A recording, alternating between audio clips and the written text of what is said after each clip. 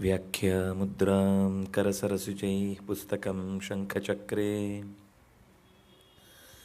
बिभ्रद्भिन्नस्फटिकरुचिरे पुण्डरीके निषण्णः अम्लानश्रीरमृतविशधेरंशुभिः प्लावयन्माम् आविर्भूयादनघमहिमा मानसे वागधीशः रमापतिं पूर्णगुणं मुकुन्दं व्यासञ्च विज्ञानसहस्रभानुं पूर्णप्रबोधञ्च सुतत्वदीपं क्रमाद्गुरूंश्च प्रणमामि मूर्ध्ना रामाय रामभद्राय रामचन्द्राय वेधसे रघुनाथाय नाथाय सीतायाः पतये नमः।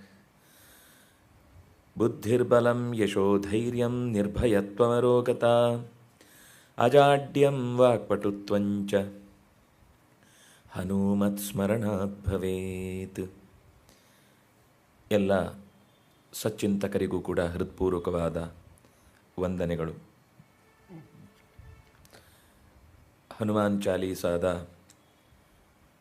ಯಾವ ಸಾಲಿನಲ್ಲೂ ಅದರ ಪದಗಳ ರೂಪ ಹೇಗಿದೆ ಅಂದರೆ ಅಷ್ಟಕ್ಕೆ ಆ ಶಬ್ದ ನಿಲ್ಲುವುದಿಲ್ಲ. ಅದರ ಹರವು ಹನುಮನ ಚರಿತೆಯ ಸುತ್ತ ಎಲ್ಲವನ್ನೂ ಕೂಡ ತನ್ನೊಳಗೆ ತುಂಬಿಕೊಂಡಿದೆ ಅನ್ನುವ ಕಾರಣಕ್ಕೇ ಅಷ್ಟು ಬಲ.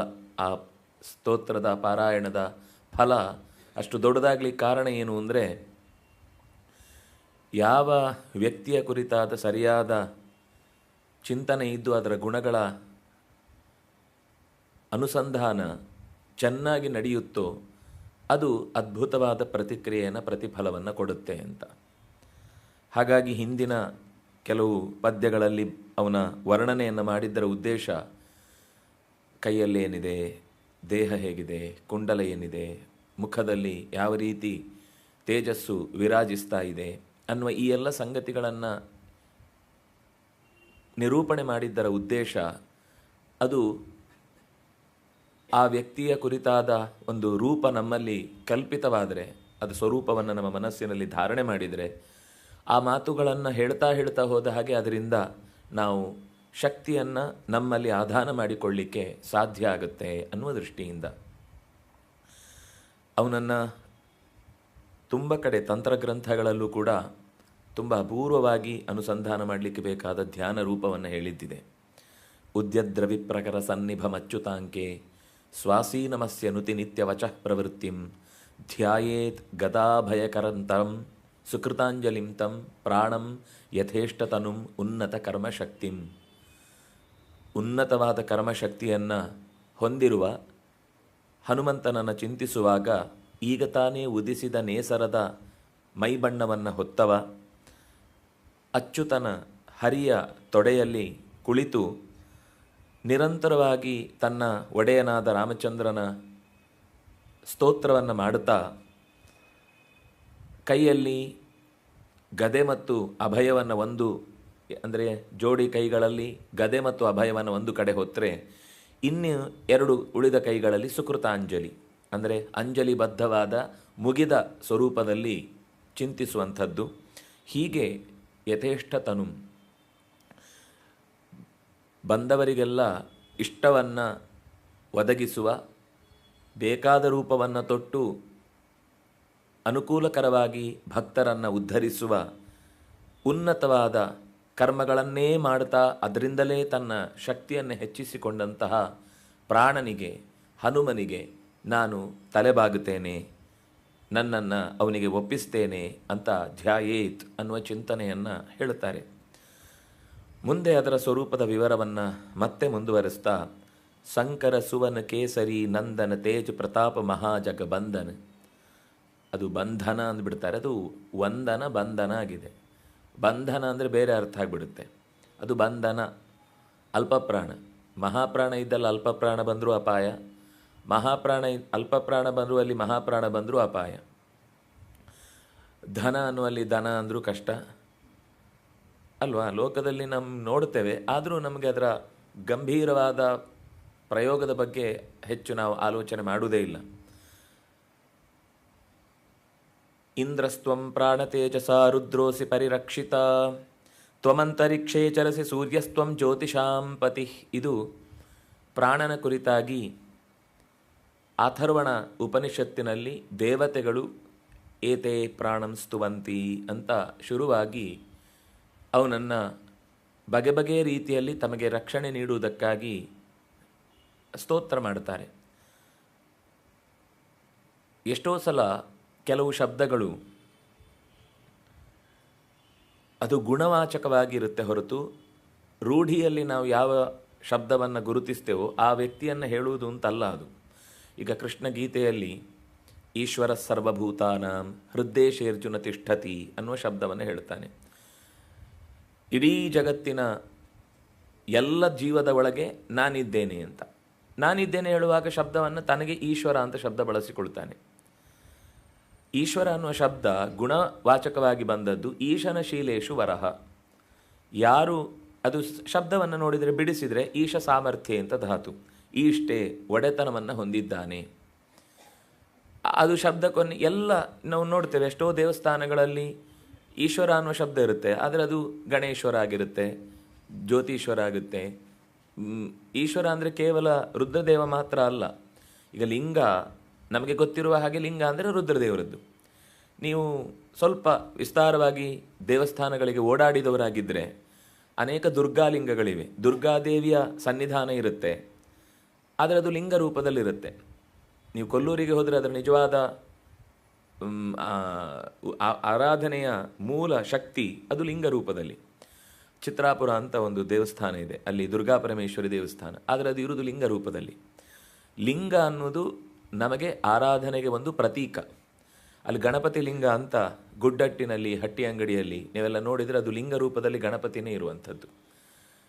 ವಿಷ್ಣು ಲಿಂಗಗಳಿವೆ, ಹಲವು ಲಿಂಗಗಳು ಅಂತಂದಾಗ ವಿಷ್ಣುಲಿಂಗ ಇದೆ, ದುರ್ಗಾಲಿಂಗ ಇದೆ, ಗಣಪತಿ ಲಿಂಗ ಇದೆ, ರುದ್ರಲಿಂಗ ಇದೆ. ಆದರೆ ಪ್ರಸಿದ್ಧ ಅತ್ಯಂತ ಹೆಚ್ಚು ಇರುವುದು ಅದು ಸತ್ಯವೇ. ನಾನು ಯಾಕೆ ಈ ವಿಷಯವನ್ನು ನಿರೂಪಣೆ ಮಾಡಿದೆ ಅಂದರೆ, ಒಂದು ಆರಾಧನೆಯ ಕ್ರಮ ಅಂತ ಇದ್ದ ಮೇಲೆ ಅದು ಒಂದೇ ಆಗಿರುವುದು. ನಮಗೆ ಹೆಚ್ಚು ಕಂಡದ್ದು ಯಾವುದೋ ಅದು ಒಂದೇ ಇರುವುದು ಅಂತ ಭಾವಿಸಿಬಿಡುತ್ತೇವೆ. ಆದರೆ ಅದು ಒಂದು ಕೇವಲ ಪ್ರತೀಕ. ಅಲ್ಲಿ ಒಬ್ಬ ಸಾಧಕ ಯಾವ ಮಂತ್ರದಿಂದ ಪ್ರತಿಷ್ಠೆ ಮಾಡಿ ಅದರಲ್ಲಿ ಆರಾಧನೆ ಮಾಡಬೇಕು ಅಂತ ಬಯಸ್ತಾನೋ ಅವನಿಗೆ ಆ ದೇವತಾ ಶಕ್ತಿ ಅಲ್ಲಿ ನೆಲೆಗೊಳ್ಳುತ್ತೆ. ಹಾಗಾಗಿ ಬಹಳ ಪ್ರಸಿದ್ಧವಾದ ರೂಪ ಅನ್ನೋದು ಬ್ರಹ್ಮಲಿಂಗವೂ ಇದೆ. ಅಪರೂಪಕ್ಕೆ ಕೆಲವು ಬ್ರಹ್ಮ ವಿಷ್ಣು ಮಹೇಶ್ವರ ದೇವಸ್ಥಾನಗಳಿವೆ, ಅಲ್ಲಿ 3 ಲಿಂಗ ಇರುತ್ತೆ: ಬ್ರಹ್ಮನ ಲಿಂಗ, ವಿಷ್ಣುವಿನ ಲಿಂಗ, ಶಿವನ ಲಿಂಗ. ತುಂಬ ಕಡೆ ಇದೆ ಅಂಥದ್ದು. ಹಾಗಾಗಿ ಈ ಶಬ್ದಗಳ ಹಿಂದೆ ಓಡಿ ನಾವು ಕೇವಲ ರೂಢವಾದ ಅರ್ಥವನ್ನು ಇಟ್ಟುಕೊಂಡು ಬಿಟ್ಟರೆ ಕೆಲವೊಂದು ಸರ್ತಿ ನಮಗೆ ಚಿಂತನೆಯ ದಾರಿ ತಪ್ಪಿ ಹೋಗುವ ಸಾಧ್ಯತೆ ಜಾಸ್ತಿ. ಈ ಹಿನ್ನೆಲೆಯಲ್ಲಿ ನಾನು ಈ ಮಂತ್ರದ ಉಲ್ಲೇಖ ಮಾಡಿದ್ದು. ಇಲ್ಲಿ ಏನಿದೆ, ನೀನು ಇಂದ್ರನಾಗಿದ್ದಿ. ಇದು ಪವಮಾನ ಮಂಡಲದಲ್ಲಿ ಬಂದ ಮಾತು. ಅಂದರೆ ಇಂದ್ರ ಅನ್ನುವ ಶಬ್ದ ಪ್ರಾಣನಿಗೆ ಈ ಹೆಸರಿರುವುದು. ಪ್ರಾಣನನ್ನು ಸ್ತೋತ್ರ ಮಾಡುವಾಗ, ವಾಯುವನ್ನು ಸ್ತೋತ್ರ ಮಾಡುವಾಗ ಹೇಳುವ ಮಾತು, ನೀನು ಪ್ರಾಣ, ನೀನು ಇಂದ್ರನಾಗಿದ್ದಿ. ಇಂದ್ರ ಅನ್ನೋ ಶಬ್ದ ನಮಗೆ ತಲೆಯಲ್ಲಿರುವುದೇನು ಅಂದರೆ ಸ್ವರ್ಗಾಧಿಪತಿಯಾದವನು ಮಾತ್ರ ಇಂದ್ರ ಅಂತ.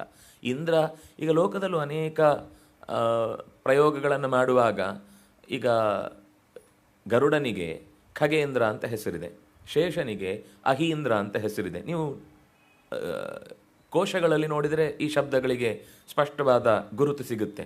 ಇಂದ್ರ ಅಂದರೆ ಒಡೆಯ ಅಂತ ಅರ್ಥ. ಪರ್ಟಿಕ್ಯುಲರ್ ಆಗಿ ಸ್ವರ್ಗಾಧಿಪತಿಯಾಗಿ ಇಂದ್ರ ಅಂತಿದ್ದಾನೆ, ಅವನು ದೇವೇಂದ್ರ, ದೇವತೆಗಳ ಒಡೆಯ. ಹೀಗೆ ಇಂದ್ರ ಅನ್ನೋ ಶಬ್ದ ಎಲ್ಲಿಯೂ ಅದರ ಗುಣವಂತಿಕೆಗೆ ಅನುಗುಣವಾಗಿ ಆ ಶಬ್ದವನ್ನು ಬಳಸ್ತಾರೆ.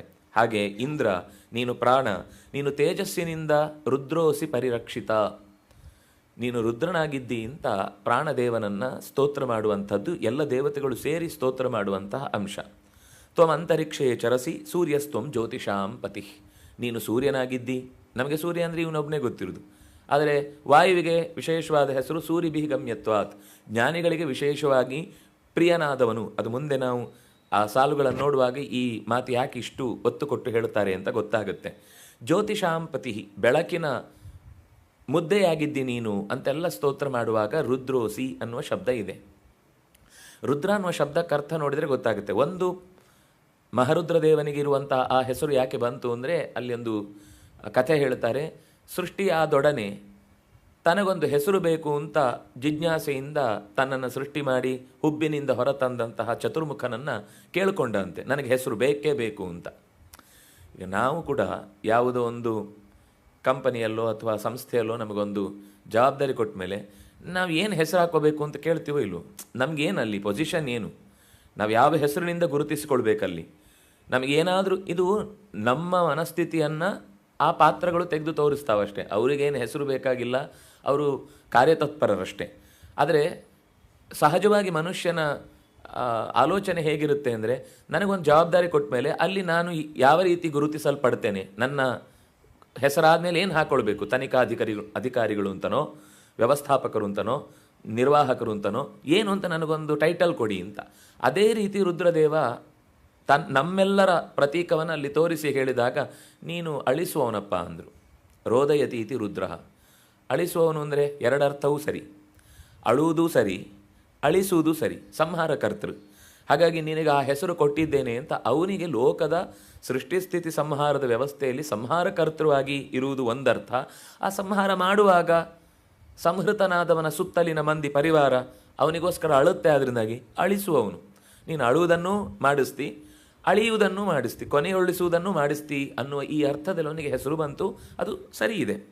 ಆದರೆ ಈ ಹೆಸರು ಅಲ್ಲಿಗೆ ಮಾತ್ರ ನಿಂತು ಬಿಡುವುದಿಲ್ಲ. ಅದು ರುದ್ರ ಅನ್ನುವ ಶಬ್ದ ಅಗ್ನಿಗೂ ಇದೆ. ಯಾಕೆಂದರೆ ಅಗ್ನಿಗೆ ರೋದಯತೀತಿ ರುದ್ರ ಅಂತ, ಅದು ಮುಟ್ಟಿದ ತಕ್ಷಣ ಅಳುವಂತೆ ಮಾಡುತ್ತೆ, ಕೈ ಬಿಸಿಯಾಗಿ ಸುಡುತ್ತೆ. ಹಾಗಾಗಿ ಅಳಿಸತ್ತೆ ಅನ್ನುವುದಕ್ಕೋಸ್ಕರ ರುದ್ರ ಅನ್ನುವ ಶಬ್ದ ಅಗ್ನಿಗೂ ಇದೆ. ರುದ್ರ ಅನ್ನುವ ಶಬ್ದ ಪ್ರಾಣನಿಗೂ ಇದೆ. ರುಜಂ ದ್ರಾವಯತೆ, ರೋಗವನ್ನು ಪರಿಹರಿಸುವಂಥದ್ದು ಅಂತ. ನಮಗೆ ಪ್ರಾಣಶಕ್ತಿಯ ಪರಿಚಯ ಇದ್ದರೆ ಎಲ್ಲ ರೋಗಗಳಿಗೆ ಮೂಲ ಏನು ಅಂದರೆ ನಮ್ಮಲ್ಲಿ ಪ್ರಾಣಶಕ್ತಿಯ ಕೊರತೆ. ಪ್ರಾಣಶಕ್ತಿ ಸರಿ ಇದ್ದರೆ ಎಂಥ ಏಟಾದರೂ ಬಹಳ ಬೇಗನೆ ನಾವು ರಿಕವರ್ ಆಗ್ತೇವೆ ಮತ್ತು ಅದರ ತೀವ್ರವಾದ ತಾಪ ನಮಗುಂಟಾಗುವುದಿಲ್ಲ. ಹಾಗಾಗಿ ರುದ್ರ ಅನ್ನುವ ಶಬ್ದ ನೋಡಿ, ರುದ್ರೋ ಬಹುಶಿರ ಬಭ್ರರ್ ವಿಶ್ವಯೋನಿ ಶುಚಿಶ್ರವಾಹ್ ಎಲ್ಲೋ ಕೇಳದಾಗಿದೆ ಅಲ್ವಾ? ವಿಷ್ಣು ಸಹಸ್ರನಾಮದಲ್ಲಿ ಬರುವ ನಾಮ. ವಿಷ್ಣು ಸಹಸ್ರನಾಮದಲ್ಲಿ ವಿಷ್ಣುವಿಗೆ ಹೆಸರು ಕೊಡುವಾಗಲೂ ರುದ್ರ ಅಂತಾರೆ. ಅವನು ಸಂಸಾರದ ರೋಗವನ್ನು ದ್ರಾವಯತಿ, ಪರಿಹರತಿ, ಅದರಿಂದಾಗ ಅವನಿಗೆ ರುದ್ರ ಅಂತ ಹೆಸರು. ಹಾಗಾಗಿ ರುದ್ರ ಅನ್ನುವ ಶಬ್ದ ಪರಮಾತ್ಮನಲ್ಲಿದೆ, ಪ್ರಾಣನಲ್ಲಿದೆ, ಪಾರ್ವತೀಪತಿಯಾದಂತಹ ಶಿವನಲ್ಲಿದೆ, ಜೊತೆಗೆ ಅಗ್ನಿಯಲ್ಲಿದೆ. ಇಲ್ಲಿ ಆ ಶಬ್ದವನ್ನು ಬಳಸಿಕೊಳ್ಳುವಾಗ ವಸ್ತುತಃ ನೀವು ಇಡೀ ರಾಮಾಯಣ ನೋಡಿ, ಎಲ್ಲ ಕಡೆ ಅವನನ್ನು ಪವನಾತ್ಮಜ, ಮಾರುತಾತ್ಮಜ ಅಂತ ಕರೀತಾರೆ. ಆದರೆ ಒಂದು ಪುರಾಣದಲ್ಲಿ ಬಂದ ಮಾತಿನ ಆಲೋಚನೆ ಹಿಂದೆ ಅವನನ್ನು ಶಂಕರ ಸುವನ ಅನ್ನುವ ಶಬ್ದದಿಂದ ಇಲ್ಲಿ ಗುರುತಿಸಿದ್ದು ನಾವು ನೋಡುತ್ತೇವೆ. ಆದರೆ ಅದರ ಹಿನ್ನೆಲೆಯನ್ನು ಗಮನಿಸಿದರೆ, ಅದರ ಮೂಲ ರೂಪವನ್ನು ಗಮನಿಸಿದರೆ, ಈ ಶಬ್ದ ಎಲ್ಲ ಕಡೆಯಲ್ಲೂ ಕೂಡ ಸಹಜವಾಗಿಯೇ ಆಯಾ ತತ್ವದ ಕುರಿತಾದ ಮಾತಾಗಿ ಬಂದಿದೆ. ಈಗ ನೋಡಿ, ಯುಧಿಷ್ಠಿರ ಧರ್ಮರಾಜನ ಅನುಗ್ರಹದಿಂದ ಹುಟ್ಟಿದ. ಯುಧಿಷ್ಠಿರ ಯಾರು ಅಂತ ಕೇಳಿದರೆ ನಾವು ಧರ್ಮರಾಜ ಅಂತಲೇ ಹೇಳೋದು, ಯಮಧರ್ಮನೇ ಮಹಾಭಾರತದ ಪ್ರಸಂಗಗಳನ್ನು ತಗೊಂಡಾಗ. ಭೀಮಸೇನ ಅವನು ವಾಯುದೇವನೇ ಭೀಮನಾಗಿ ಹುಟ್ಟಿದ ಅಂತ. ನಕುಲ ಸಹದೇವರು ಅವರಿಬ್ಬರು ನಾಸತ್ಯ ಮತ್ತು ದಸ್ರ ಅನ್ನುವ ಅಶ್ವಿದೇವತೆಗಳೇ ಇಬ್ಬರು ಮಕ್ಕಳಾಗಿ ಹುಟ್ಟಿದರು. ಇಂದ್ರ ಸ್ವತಃ ಅರ್ಜುನನಾಗಿ ಹುಟ್ಟಿದ. ಹಾಗೆಯೇ ಇಲ್ಲೂ ಕೂಡ ಪ್ರಾಣನೇ ಸ್ವತಃ ಹನುಮನಾಗಿ ಹುಟ್ಟಿದ. ಯಾಕೆಂದರೆ ಅಲ್ಲೇ ಮುಂದೆ ಅನೇಕ ಶ್ಲೋಕಗಳನ್ನು ಅವರು ಪ್ರಯೋಗ ಮಾಡುತ್ತಾರೆ. ತ್ವಂಹಿದೆ ದೇವ ವರಿಷ್ಠಸ್ಯ ಮಾರುತಸ್ಯ ಮಹಾತ್ಮನ ಪುತ್ರಸ್ತಸ್ಯೈವ ವೇಗೇನ ಸದೃಶಃ ಕಪಿ ಕುಂಜರ ಪೂಜಿತೆ ತ್ವಯಿ ಧರ್ಮಜ್ಞೆ ಪೂಜಾಂ ಪ್ರಾಪ್ನೋತಿ ಮಾರುತಃ. ಇದು ರಾಮಾಯಣದಲ್ಲೇ ಬಂದ ಮಾತು.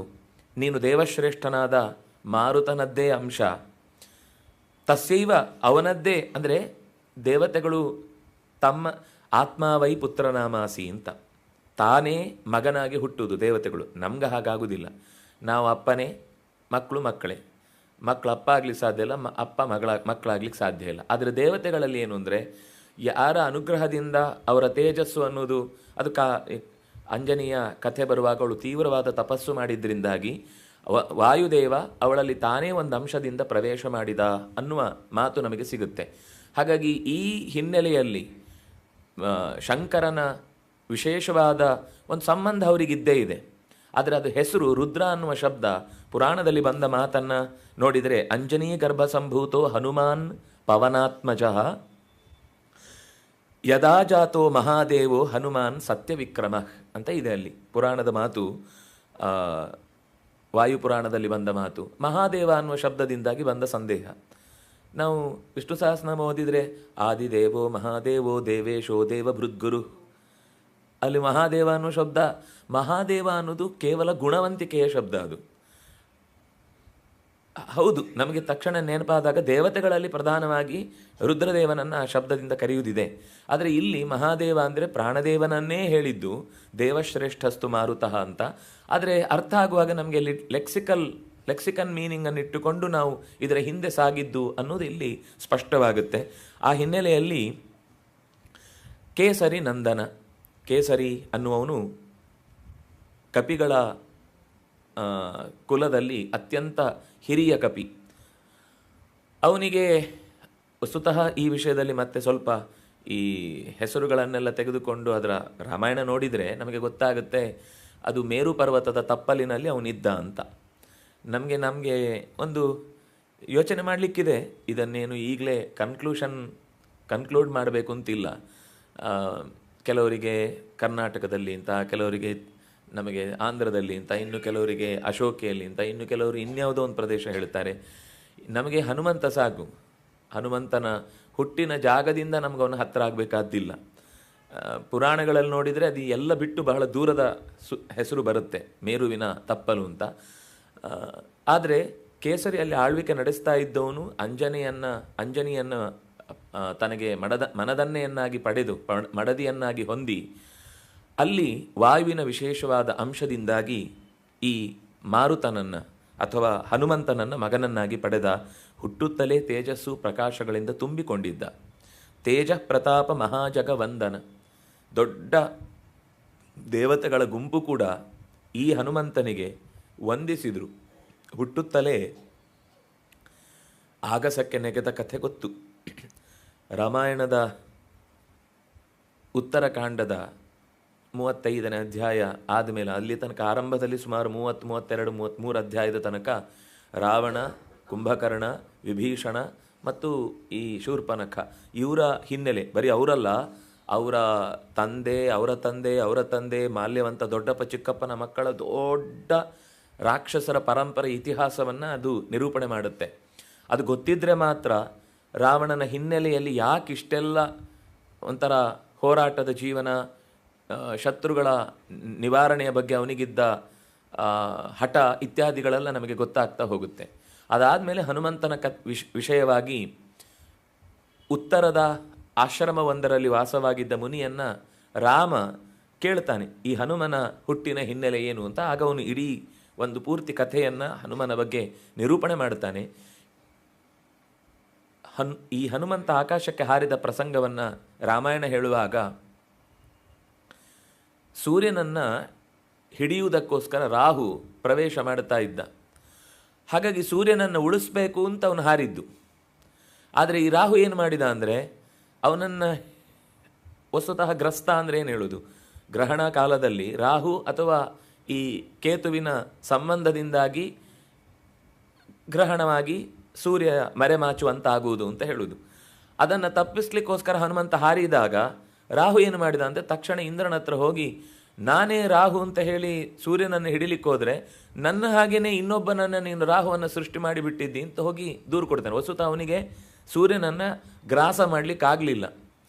ವಸುತ ಇವನು ಪ್ರೊಟೆಕ್ಟ್ ಮಾಡಿದ್ದು. ಆದರೆ ಅವನು ಹೇಳಿದ ಸುದ್ದಿ ಏನು ಅಂದರೆ, ಇವನು ಯಾರೋ ಬೇರೆಯವರನ್ನು ಕರೆದು ನೀನು ಗ್ರಹಣಕ್ಕೆ ವ್ಯವಸ್ಥೆ ಮಾಡಿದ್ದಿ ಅಂತ ಕೇಳಿದಾಗ ಅವನು ಹಿಂದೆ ಮುಂದೆ ಯೋಚನೆ ಮಾಡದೆ ತಕ್ಷಣವೇ ತನ್ನ ಗದೆಯನ್ನು ಬೀಸಿದ ಅಂತ. ಅದು ಬೀಸಿದ್ದಕ್ಕೋಸ್ಕರ, ಯಾಕೆಂದರೆ ವಜ್ರಾಯುಧ ಅಂದರೆ ಅದು ಬರೀ ಒಂದು ಆಯುಧ ಅಲ್ಲ, ಅದು ಆಯುಧಾನಾಂ ಅಹಂ ವಜ್ರಃ ಅಂತ ಕೃಷ್ಣ ಗೀತೆಯಲ್ಲಿ ಹೇಳಿದ ಮಾತು. 10ನೆಯ ಅಧ್ಯಾಯದಲ್ಲಿ ವಿಭೂತಿಯಲ್ಲಿ ಹೇಳುವಾಗ ಭಗವಂತನ ಒಂದು ವಿಶೇಷವಾದ ಪರಮಾತ್ಮನ ಒಂದು ರೂಪ ಅದರಲ್ಲಿ ಇದೆ ಅಂತ. ಅಹಂ ವಜ್ರ ಅಂದರೆ ವಜ್ರದಲ್ಲಿ ನಾನು ವಿಶೇಷ ಸನ್ನಿಧಾನ ಇದೆ ಅಂತ. ತಕ್ಷಣ ಹನುಮಂತ ಏನು ಅಂದರೆ, ಎಲ್ಲಿಯೇ ಏನೇ ಆದರೂ ರಾಮದೇವನ ಅಥವಾ ಭಗವಂತನ ಸನ್ನಿಧಾನ ಇದೆ ಅಂದರೆ ಅದಕ್ಕೆ ವಿರೋಧ ವ್ಯಕ್ತಪಡಿಸಲ್ಲ. ತನಗೆ ಏಟು ಬಿತ್ತು ಅಂತಂದಾಗ ಅದಕ್ಕೆ ಮರ್ಯಾದೆ ಕೊಡಬೇಕು ಅಂತ ಕೆಳಗೆ ಬಿದ್ದೊಡನೆ ಏನಾಯಿತು ಅಂದರೆ, ತಂದೆಯಾಗಿ ಮೂಲ ರೂಪದಿಂದ ಇದ್ದ ಪ್ರಾಣ ಅಲ್ಲಿಗೆ ಬಂದವನೇ ಇಡೀ ಜಗತ್ತಿಗೆ ಒದಗಿದಂತಹ ತನ್ನ ಉಸಿರಾಟದ ಏನೆಲ್ಲ ಅನುಕೂಲ ಇತ್ತು ಅದನ್ನು ಸ್ಥಗನಗೊಳಿಸಿದ. ಆಗ ಎಲ್ಲ ದೇವತೆಗಳು ಬಂದು ಪುತ್ರಸ್ತಸ್ಸೈವ ವೇಗೇನ ಸದೃಶಃ ಕಪಿಕುಂಜರ, ನಿನ್ನ ಮಗ ನಿನ್ನಂತೆ ಅತ್ಯಂತ ಪರಾಕ್ರಮಶಾಲಿ, ಅತ್ಯಂತ ವೀರ, ನಿನ್ನದೇ ಸ್ವರೂಪವಾಗಿ ಅವನು ಲೋಕದಲ್ಲಿ ಪ್ರಕಟಗೊಂಡವನು. ಪೂಜಿತೇ ತ್ವಯಿ ಧರ್ಮಜ್ಞೆ, ನಿನ್ನನ್ನು ಆದರದಿಂದ ಗೌರವಿಸಿದರೆ ಎಲ್ಲ ಮಾರುತಃ ಪೂಜಾಂ, ಎಲ್ಲ ದೇವತೆಗಳಿಗೂ ಕೂಡ ಅದು ತೃಪ್ತಿಯಾಗುತ್ತೆ. ಅದರಿಂದಾಗಿ ನೀನು ನಿನ್ನ ಕೋಪವನ್ನು ತಣಿಸಬೇಕು ಅಂತ ಸರ್ವದೇವ ಸ್ತುತ ಸರ್ವ ದೇವಾನಂದ ವಿವರ್ಧನ ಅಂತ ಅವನನ್ನು ಅಲ್ಲಿ ಹೊಗಳುತ್ತಾರೆ. ಎಲ್ಲ ದೇವತೆಗಳು ಸೇರಿ ಅವನನ್ನು ಜಗವಂದನ, ಎಲ್ಲ ದೇವತೆಗಳು ಸೇರಿ ಪ್ರಾಣನನ್ನು ಸ್ತುತಿ ಮಾಡುತ್ತಾರೆ. ಕೊನೆಗೆ ಆ ಹನುಮ ಮೂರ್ಛಿತನಾದವನು ಎದ್ದು ನಿಂತು ಮತ್ತೆ ಓಡಾಟಕ್ಕೆ ಅನುವಾದಾಗ ಪ್ರಾಣದೇವ ತಾನು ಆ ಮಗನನ್ನು ಕಳುಹಿಸಿಕೊಟ್ಟು ತನ್ನದೇ ಪ್ರತಿರೂಪವನ್ನು ಪ್ರತಿಬಿಂಬವನ್ನು ನೋಡಿ ಸಂತೋಷಪಟ್ಟು ಅಲ್ಲಿಂದ ಹೊರಟ ಅನ್ನುವ ಮಾತಿದೆ. ಇಷ್ಟಾದ ಮೇಲೆ ಜಿಜ್ಞಾಸುಭಿರ್ನಿಜ ಬಲಂ ತವ ಭಕ್ಷಮೇತು ಯದ್ಯತ್ವಮಿಚ್ಛಸಿ ತದಿತ್ಯಮರೋದಿತಾಯಾ ಆಸ್ಯಂ ಪ್ರವಿಶ್ಯ ಸಪತಿ ಪ್ರನಿವಿಸೃತೋಸ್ಮಾತ್ ದೇವಾನಂದಯದುತ ಸ್ಮೃತವೇಶು ರಕ್ಷನ್. ಸಮುದ್ರವನ್ನು ಲಂಘನ ಮಾಡುವ ಸಂದರ್ಭದಲ್ಲಿ ಸುರಸೆಯ ಕಥೆ ನಮಗೆ ಗೊತ್ತು. ಆದರೆ ಅವಳು ಹೇಳುವ ಮಾತು, ತನ್ನ ಅಗಲವಾದ ಬಾಯಿಯನ್ನು ತೆರೆದು ನಿನ್ನ ಬಾಯಿಯನ್ನು ಪ್ರವೇಶ ಮಾಡು ಅಂತ ಕೇಳ್ತಾಳೆ. ಆಗ ಹನುಮಂತ ಹೇಳ್ತಾನೆ, ನಾನೀಗ ತುಂಬ ತ್ವರಿತ ಕಾರ್ಯದಲ್ಲಿದ್ದೇನೆ, ಅದು ಮಧ್ಯದಲ್ಲಿ ತಡೆಯಾದರೆ ಕೆಲಸ ತಡ ಆದಷ್ಟು ಸಮಸ್ಯೆ ಆಗುತ್ತೆ. ಯಾಕೆಂದರೆ ನನ್ನ ವೈಯಕ್ತಿಕ ಕಾರ್ಯ ಅಲ್ಲ, ಇದು ರಾಮನ ಕಾರ್ಯಕ್ಕಾಗಿ ಹೊರಟದ್ದಾದ್ದರಿಂದ ನನಗೀಗ ನಿನ್ನ ಈ ಅಪೇಕ್ಷೆಗಳನ್ನು ಈಡೇರಿಸಿಕೊಳ್ಳಲಿಕ್ಕೆ ಸಮಯ ಇಲ್ಲ ಅಂತ ಹೇಳ್ತಾನೆ. ಆಗ ಅವಳು ಹೇಳ್ತಾಳೆ, ಇಲ್ಲ, ನನಗೆ ನೀನು ಈಗಲೇ ಹೋಗುವ ಮುನ್ನವೇ ನಿನ್ನ ಸಾಮರ್ಥ್ಯವನ್ನು ಪ್ರದರ್ಶನ ಮಾಡಿ ಹೋಗಬೇಕು, ನನ್ನ ಬಾಯೊಳಗೆ ಹೋಗಿಯೇ ಹೋಗಬೇಕು. ಅದು ಮೇಲ್ನೋಟಕ್ಕೆ ನೋಡುವಾಗ ಹೇಗೆ ಕಾಣುತ್ತೆ ಅಂದರೆ ಒಟ್ಟು ನಂಗೆ ನುಂಗಬೇಕು, ನೀನು ನನಗೆ ಆಹಾರ ಅನ್ನೋ ರೀತಿ ಕಾಣುತ್ತೆ. ಆದರೆ ಯಾವಾಗ ಅವನು ಹೇಳ್ತಾನೆ, ನನ್ನ ಈ ದೊಡ್ಡದಾದ ಶರೀರವನ್ನು ನಿನಗೆ ನುಂಗಲಿಕ್ಕೆ ಹೇಗಾಗುತ್ತೆ ಅಂತ ತನ್ನ ಎತ್ತರದ ರೂಪವನ್ನು ತೋರಿಸಿದೊಡನೆ ಅವಳು ತನ್ನ ಬಾಯಿಯನ್ನು ಮತ್ತೆ ವಿಸ್ತಾರಗೊಳಿಸ್ತಾಳೆ. ಇವನು ಮತ್ತೂ ಬೆಳೀತಾನೆ, ಅವಳು ಮತ್ತೂ ಬೆಳೆಸ್ತಾಳೆ, ಇವನು ಮತ್ತೂ ಬೆಳೀತಾನೆ. ಹೀಗೆ ಬೆಳೆದು ಬೆಳೆದು 100 ಯೋಜನದಷ್ಟು ಅಗಲವಾದಾಗ ಕಣ್ಣು ಕಿವಿ ಯಾವುದು ಕಾಣುವುದಿಲ್ಲ, ಬರೀ ಬಾಯಿ ಮಾತ್ರ, ಬೊಂಬಾಯಿ ಅಂತ ದೊಡ್ಡ ಬಾಯಿ. ಆ ಕೂಡಲೇ ಹನುಮಂತ ತನ್ನ ಸಣ್ಣ, ಅಂದರೆ ಅದು ಅನೇಕ ಅಷ್ಟಸಿದ್ಧಿಗಳಲ್ಲಿ ಅತ್ಯಂತ ಸೂಕ್ಷ್ಮ ರೂಪಕ್ಕೆ ಕ್ಷಣ ಮಾತ್ರದಲ್ಲಿ ಜಾರುವಂತಹ ಶಕ್ತಿಯೂ ಇದ್ದದ್ರಿಂದ ಅವಳ ಬಾಯಿಯನ್ನು ಪ್ರವೇಶ ಮಾಡಿ ಕಿರುನಾಲಿಗೆಯನ್ನು ಒಂದು ಸರ್ತಿ ಅವಳಿಗೆ ಗೊತ್ತಾಗಬೇಕಲ್ಲ ಹೋಗಿ ಬಂದಿದ್ದೇನೆ ಅಂತ ಜೋರಾಗಿ ಎಳೆದಾಗ ಅವಳಿಗೆ ತಡಿಲಿಕ್ಕಾಗದೆ ಕೆಮ್ಮು ಬಂತು. ಹನುಮಂತ ತಕ್ಷಣವೇ ಹೊರಕ್ಕೆ ಬಂದಾಯಿತು. ಆ ಬಾಯಿ ಮುಚ್ಚುವುದರಷ್ಟರಲ್ಲಿ ಹನುಮಂತ ಹೊರಗೆ ಬಂದಾಯಿತು. ಆಗ ಎಲ್ಲ ದೇವತೆಗಳು ಬಂದು ಈ ಅಸಾಧಾರಣವಾದ ಹನುಮನ ಸಾಮರ್ಥ್ಯವನ್ನು ಕಂಡು ಅವರು ಸ್ತೋತ್ರ ಮಾಡುತ್ತಾರೆ. ದೃಷ್ಟ್ವಾ ಸುರ ಪ್ರಣಯಿತಾಂ ಬಲಮಸ್ಯ ಚೋಗ್ರಂ ದೇವಾ ಪ್ರತುಷ್ಟುವರಮುಂ ಸುಮನೋಭಿವೃಷ್ಟ್ಯ. ಒಳ್ಳೆಯ ಮನಸ್ಸಿನಿಂದ ಪ್ರಾಣನನ್ನು ಸ್ತುತಿ ಮಾಡುತ್ತಾರೆ. ಇಡೀ ಎಲ್ಲ ಜಗತ್ತಿನ ಮೂಲೆ ಮೂಲೆಯಲ್ಲಿದ್ದ ಎಲ್ಲ ದೇವತೆಗಳು ಬಂದು ಅವನನ್ನು ಸ್ತೋತ್ರ ಮಾಡುತ್ತಾರೆ. ಏನು ಅಂತ, ಇಂಥ ಅಸಾಧಾರಣವಾದ ವೇಗವನ್ನು ತಗ್ಗಿಸಿ ಮತ್ತೆ ಮಾಮೂಲು ಅದೇ ವೇಗಕ್ಕೆ ಸಾಗಿ ಗುರಿಯನ್ನು ಮುಟ್ಟಬೇಕು ಅಂದರೆ ಸಾಮಾನ್ಯದವರಿಗೆ ಇದು ಸಾಧ್ಯವಾಗುವ ಸಂಗತಿ ಅಲ್ಲ. ನೀನು ಮಾತ್ರ ಇಷ್ಟು ವೇಗವನ್ನು ತಡೆದೂ ಕೂಡ ಮತ್ತೆ ಮೊದಲಿನ ವೇಗವನ್ನು ಪಡೆದುಕೊಳ್ಳಲಿಕ್ಕೆ ಸಾಧ್ಯವಾಗುವಂಥದ್ದು ಅಂತ ನೀನು, ನಮಗೆಲ್ಲ ಜಿಜ್ಞಾಸೆ ಇತ್ತು, ಲೋಕಕ್ಕೆ ತಿಳಿಬೇಕು ಹನುಮನ ಸಾಮರ್ಥ್ಯ ಏನು ಅಂತ. ಜಿಜ್ಞಾಸುಬಿರ್ ನಿಜ ಬಲಂ, ನಿನ್ನ ನಿಜವಾದ ಬಲ ಏನು ಲೋಕಕ್ಕೆ ತಿಳಿಬೇಕು ಅಂತಿತ್ತು. ಹಾಗಾಗಿ ನಾವೇ ವರ ಕೊಟ್ಟಿದ್ವಿ ಸುರಸೆಗೆ, ನಿನಗೆ ದಾರಿಯಲ್ಲಿ ಸಿಗುವ ಯಾವುದೇ ವಸ್ತುಗಳಿದ್ರೂ ಅದನ್ನು ನೀನು ಸ್ವೀಕರಿಸುವಂತಾಗಲಿ ಅಂತ.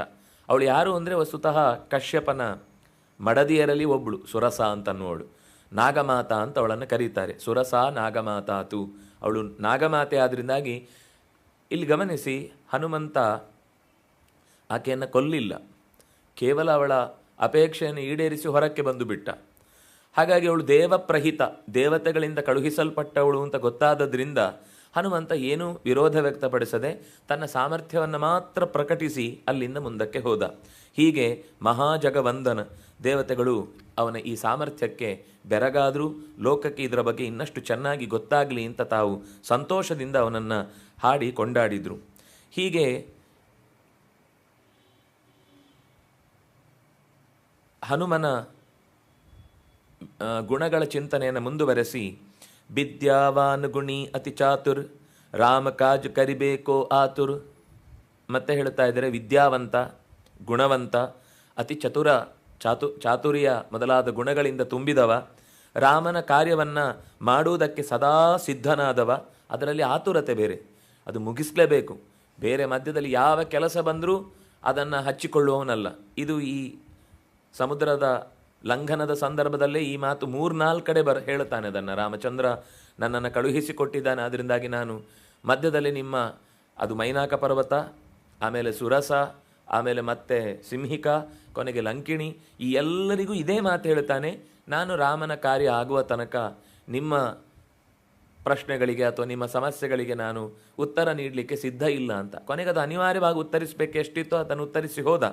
ಆದರೆ ಪ್ರತಿ ಕ್ಷಣವೂ ಕೂಡ ಅವನಿಗೆ ಎಚ್ಚರ ಇದ್ದದ್ದು, ನಾವು ಯಾವುದೋ ಕೆಲಸಕ್ಕೆ ಅಂತ ಹೋಗ್ತೇವೆ, ಹೋಗಿ ಆದಮೇಲೆ ವಾಪಸ್ ಬಂದಮೇಲೆ ಅಯ್ಯೋ ಅದನ್ನೇ ತರಲಿಲ್ಲ, ಹೋದದ್ದೇ ಮೆಡಿಕಲಿಗೆ ಅದನ್ನೇನೋ ತರಲಿಕ್ಕೆ, ಕೊನೆಗೇನೋ ಫೋನಿಗೆ ರೀಚಾರ್ಜ್ ಮಾಡಿಸಿ ಇನ್ಯಾರನ್ನು ಮಾತಾಡಿಸಿ ಅವರೇನೋ ಕೇಳಿದ್ರು ಅಂತ ಹೇಳಿ ವಾಪಸ್ ಬಂದಮೇಲೆ ಮತ್ತೆ ನೆನಪಾಗುತ್ತೆ, ಅಯ್ಯೋ ನಾನು ಹೋದ ಕೆಲಸವೇ ಆಗಲಿಲ್ಲ ಅಂತ.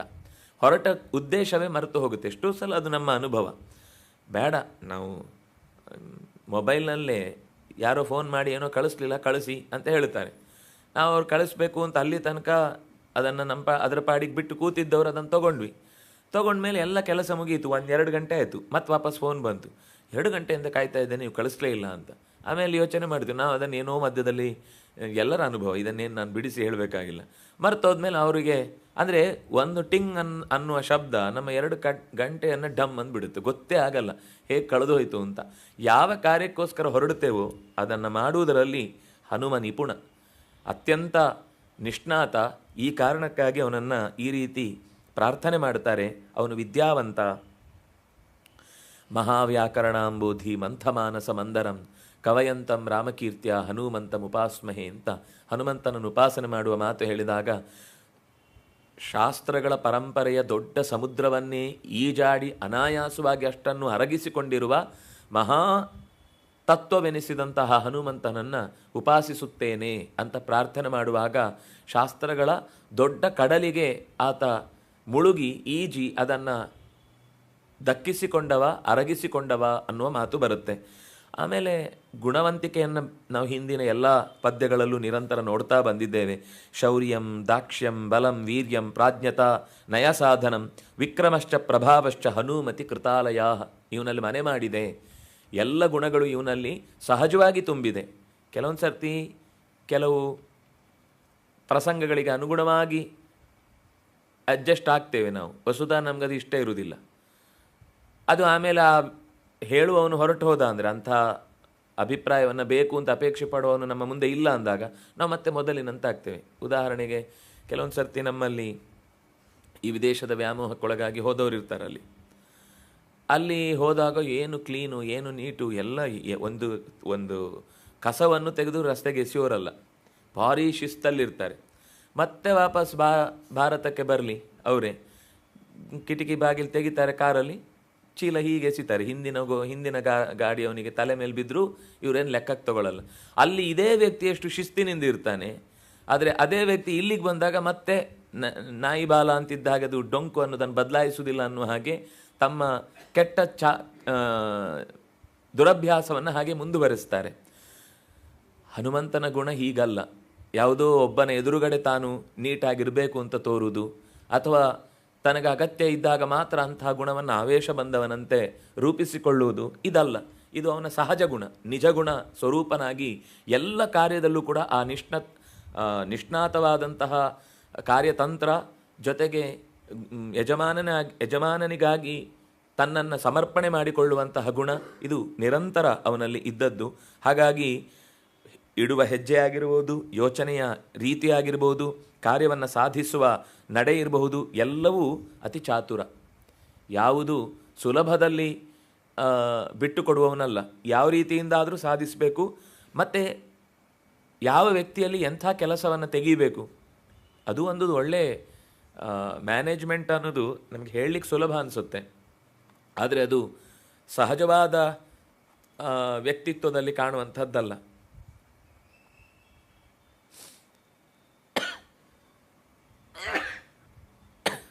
ಕ್ಷಮಿಸಿ. ಗುಣಿ ಅತು ಚಾತುರ್, ಗುಣವಂತನಾಗಿ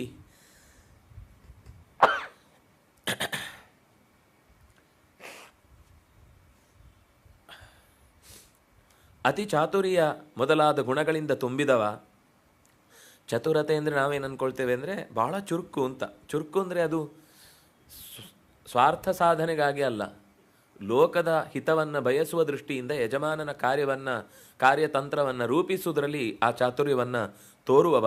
ಹೀಗೆ ರಾಮ ಕಾರ್ಯ ಅಂತ ಬಂದಾಗಲಂತೂ ಎಲ್ಲಿಯೂ ರಾಜಿ ಆಗುವವನಲ್ಲ.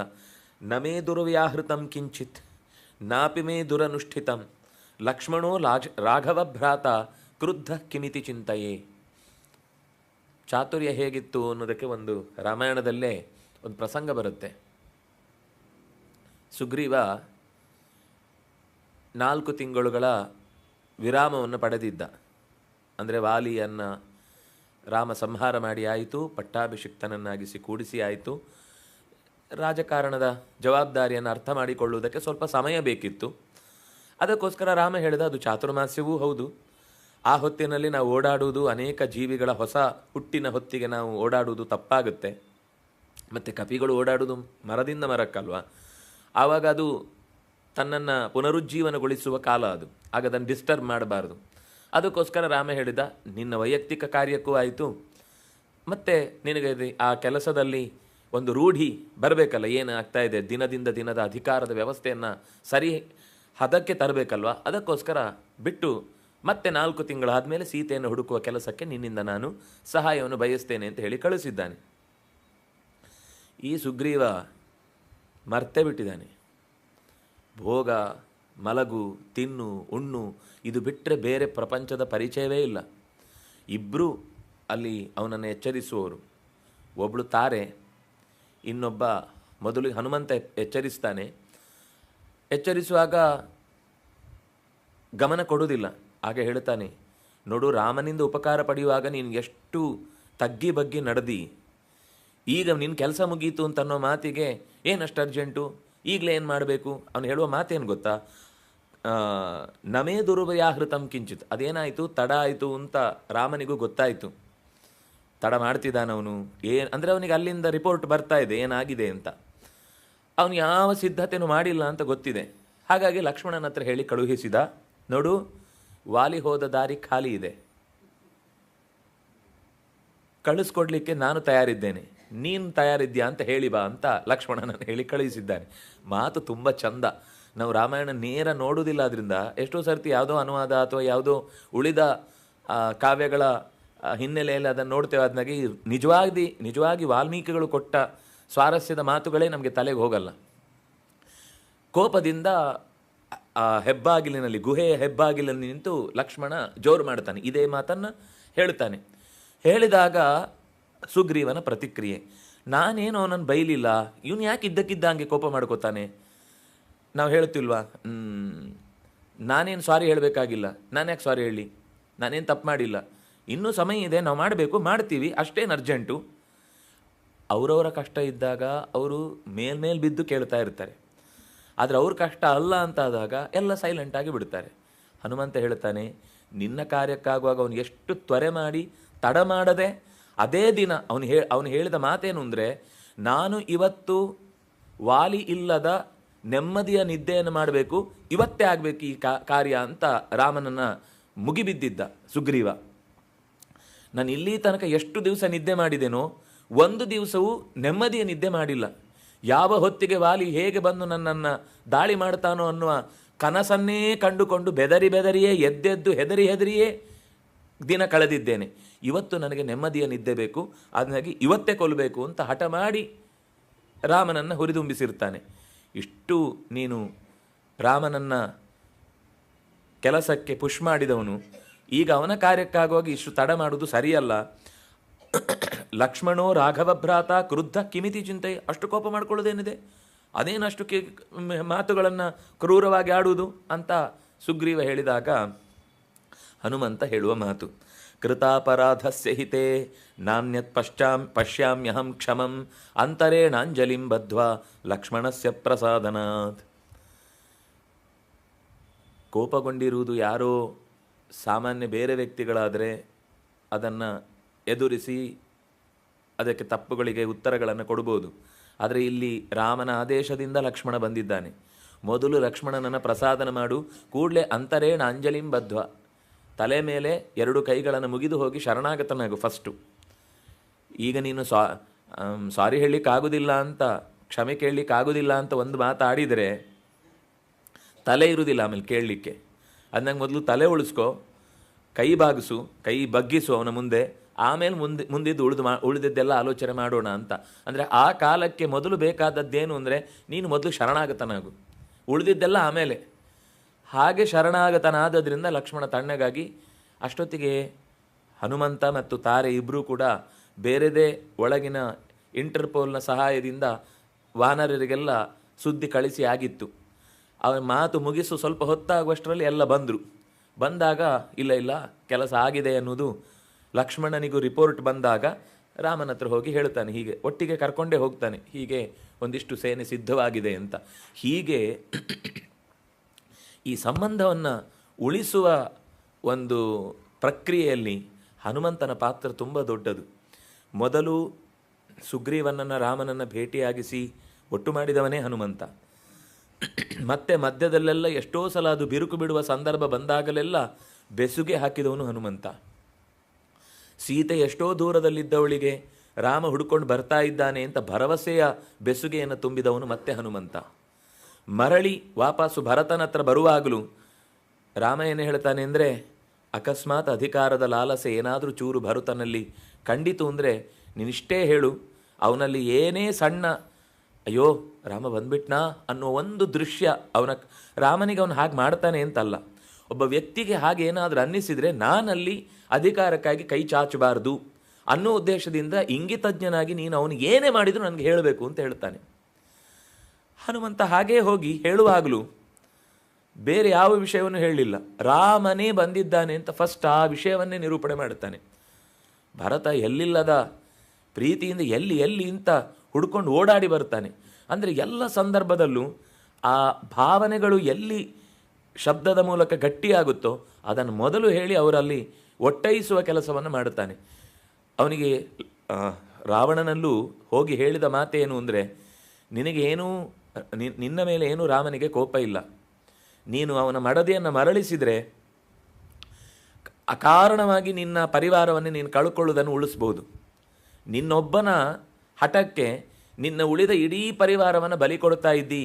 ನಚೇತ್ ಪ್ರದಾಸೆಸಿ ತ್ವರನ್ ರಘುತ್ತಮ ಪ್ರಿಯಾಂ ತದಾ, ನೀನು ಒಂದು ವೇಳೆ ರಘುತ್ತಮನ ಪ್ರಿಯೆಯಾದ ಸೀತೆಯನ್ನು ಮರಳಿಸಿ ಕೊಡದೇ ಹೋದರೆ ವಿನಾಶ ಮಾಶು ಯಾಸ್ಯಸಿ, ನಿನ್ನ ಇಡೀ ಪರಿವಾರದ ಜೊತೆಗೆ ಕೂಡಲೇ ನಿನ್ನ ಇಡೀ ಹಿಂದಿನ ಏನೆಲ್ಲ ನಿನ್ನ ನಂಬಿಕೊಂಡು ಬಂದವರಿದ್ದಾರೆ ಅವರೆಲ್ಲ ನೆಲಸಮವಾಗ್ತಾರೆ, ಜೀವ ಕಳ್ಕೊಳ್ತಾರೆ.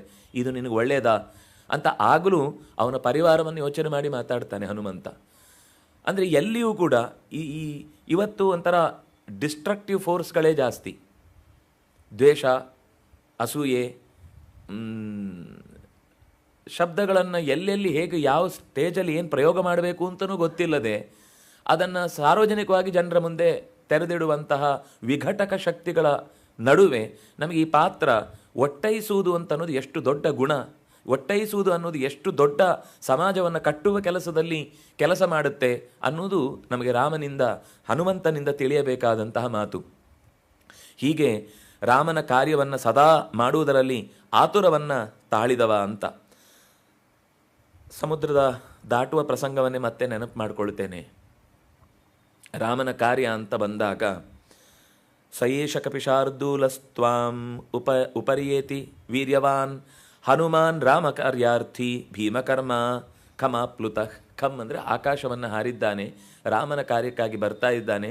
ಸಾಗರ, ಇಕ್ಷ್ವಾಕು ಕುಲಕ್ಕೆ ನಾವು ಋಣಿಗಳಾಗಿರಬೇಕು. ನೀನೂ ಕೂಡ ಮೈನಾಕ ಪರ್ವತ ಹಿಂದೆ ವಾಯುದೇವನಿಂದ ವಿಶೇಷವಾದ ಅನುಗ್ರಹವನ್ನು ಪಡೆದವ. ಅದರಿಂದಾಗಿ ಈಗ ದಾರಿಯಲ್ಲಿ ಬರುವ ಹನುಮನಿಗೆ ಆತಿಥ್ಯವನ್ನು ಮಾಡುವ ನೆಪದಲ್ಲಿ ಪ್ರತ್ಯುಪಕಾರ ಮಾಡುವ ಅವಕಾಶವನ್ನು ನೀನು ಒದಗಿಸಿಕೋ ಅಂತ ಎಚ್ಚರಿಸ್ತಾನೆ. ಕರ್ತವ್ಯಂ ಅಕೃತಂ ಕಾರ್ಯಂ ಸತಾಂ ಉದೀರ್ಯೇತ್. ಯಾವುದನ್ನು ಮಾಡುವ ಹೊತ್ತಿಗೆ ಮಾಡದೆ ಸತಾಯಿಸಿದರೆ ಅಥವಾ ಅದರಲ್ಲಿ ಹಿಂದೆ ಬಿದ್ದರೆ ನಾವು ಸಜ್ಜನರು ಕೋಪಗೊಳ್ತಾರೆ. ಅಂಥದ್ದಕ್ಕೆ ನಾವು ಅವಕಾಶ ಕೊಡಬಾರದು. ಅಂದಾಗಿ ಈಗ ಒಂದು ಪ್ರತಿಕರ್ತವ್ಯಂ, ಕೃತೇಚ ಪ್ರತಿಕರ್ತವ್ಯಂ, ನಮಗೆ ಉಪಕಾರ ಮಾಡಿದವರಿಗೆ ನಾವು ಪ್ರತ್ಯುಪಕಾರ ಮಾಡಬೇಕು. ಇದು ನೋಡಿ ಎಷ್ಟು ಚಂದ ಇದೆ. ಉಪಕಾರ ಪಡೆದವನು ಈ ರೀತಿ ಯೋಚನೆ ಮಾಡಬೇಕು, ಉಪಕಾರ ಮಾಡಿದವನು ಇದನ್ನು ಮರೆತು ಬಿಡಬೇಕು. ನಮ್ಮಲ್ಲಿ ಉಲ್ಟಾ ಆಗುತ್ತೆ. ಉಪಕಾರ ಮಾಡಿದವರು ನಾವು ಎಷ್ಟು ಎಲ್ಲೆಲ್ಲೋ ಮೂಲೆಯಲ್ಲೆಲ್ಲ ನೆನ್ಪಿಟ್ಕೊಂಡು ಅದನ್ನೇ ಮತ್ತೆ 10 ಸಲ ಹೇಳ್ತೇವೆ, ನಾನೇ ಅವನಿಗೆ ಉಪಕಾರ ಮಾಡಿದ್ದು, ನಾನೇ ಅವನನ್ನು ಇವತ್ತು ಈ ಫೀಲ್ಡಲ್ಲಿ ತಂದು ನಿಲ್ಲಿಸಿದ್ದು ಅಂತ. ಉಪಕಾರ ಪಡೆದವರು ನಾವು ಆಗಿದ್ದರೆ ಅಕಸ್ಮಾತ್ ಅದೇ ವಿಷಯದಲ್ಲಿ ಅದನ್ನು ಎಂದೂ ನೆನಪಿಸ್ಕೊಳ್ಳಿಕ್ಕೆ ಹೋಗಲ್ಲ. ಆದರೆ ಸಾಗರ ಮೈನಾಕ ಪರ್ವತವನ್ನು ಉತ್ತೇಜಿಸಿ ಹೇಳುತ್ತಾನೆ, ನೀನು ಸಹಾಯಕ್ಕೆ ಹೋಗು ಅಂತ. ಅವನು ಸೀದಾ ಬರ್ತಾನೆ ರಾಮನ ಬಳಿಗೆ. ಸತ್ವ ರಾಮಹಿತೇ ಯುಕ್ತಂ, ನೀನು ರಾಮನ ಕಾರ್ಯದಲ್ಲಿ ಯುಕ್ತನಾಗಿದ್ದವನು. ಪರಿಚರ್ಯತಿ ಸಾಗರ, ಸಾಗರ ನನ್ನನ್ನು ಕಳುಹಿಸಿದ್ದಾನೆ, ಸಾಗರ ದೇವ ನನ್ನನ್ನು ನಿನ್ನಲ್ಲಿಗೆ ನಿಯಮಿಸ್ತಾ ಇದ್ದಾನೆ.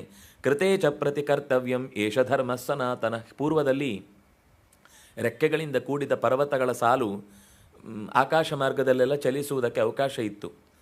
ಆದರೆ ಏನಾಯಿತು, ಮಧ್ಯದಲ್ಲಿ ಕೆಲವು ಕೀಟಲೆಯ ಸ್ವಭಾವದ ಪರ್ವತಗಳು ಇದ್ದಕ್ಕಿದ್ದಂತೆ ಋಷಿಗಳ ಆಶ್ರಮದ ಮೇಲೆ ಬಂದು ಕೂತು ಅವರ ಆಶ್ರಮ ಎಲ್ಲ ನಷ್ಟವಾಗುವಂಥ ಸ್ಥಿತಿ ಬಂದದ್ರಿಂದ ಋಷಿಗಳು ದೂರು ಕೊಟ್ಟರು.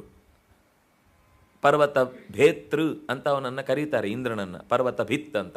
ಯಾಕೆಂದರೆ ಪರ್ವತಗಳನ್ನು ಕತ್ತರಿಸಿ ಒಂದೇ ಕಡೆ ಸಾಕು, ನೀವು ಓಡಾಡುವುದು ಬೇಡ ಅಂತ ನಿಲ್ಲಿಸಿದ ಅಂತ. ಆಗ ಎಲ್ಲ ಪರ್ವತಗಳದ್ದು ಹೀಗೆಯೇ ರೆಕ್ಕೆ ಕತ್ತರಿಸಿ ಹೋಗುವಾಗ ವಾಯುದೇವ ಸಮುದ್ರದ ಮೇಲೆ ಹೋಗ್ತಾ ಇರುವ ನನ್ನನ್ನು ರಕ್ಷಿಸು ಅನ್ನುವ ಒಂದು ಆರ್ತ ನೋಟ ಬೀರಿದ್ದಕ್ಕೆ ಸಮುದ್ರದಲ್ಲಿ ತಳ್ಳಿ ನನ್ನ ರೆಕ್ಕೆಯನ್ನು ಉಳಿಸಿದ. ಹಾಗಾಗಿ ಇವತ್ತು ನಾನು ಹಾರಿ ನಿನ್ನಲ್ಲಿಗೆ ಬಂದು ಮಾತಾಡಿಸುವುದಕ್ಕೆ ಸಾಧ್ಯವಾಗ್ತಾ ಇದೆ.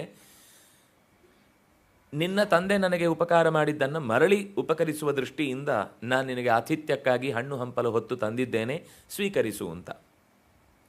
ಆಗ ಹನುಮಂತ ಹೇಳುವ ಮಾತು, ತ್ವರಿತೆ ಕಾರ್ಯಕಾಲೋ ಮೇ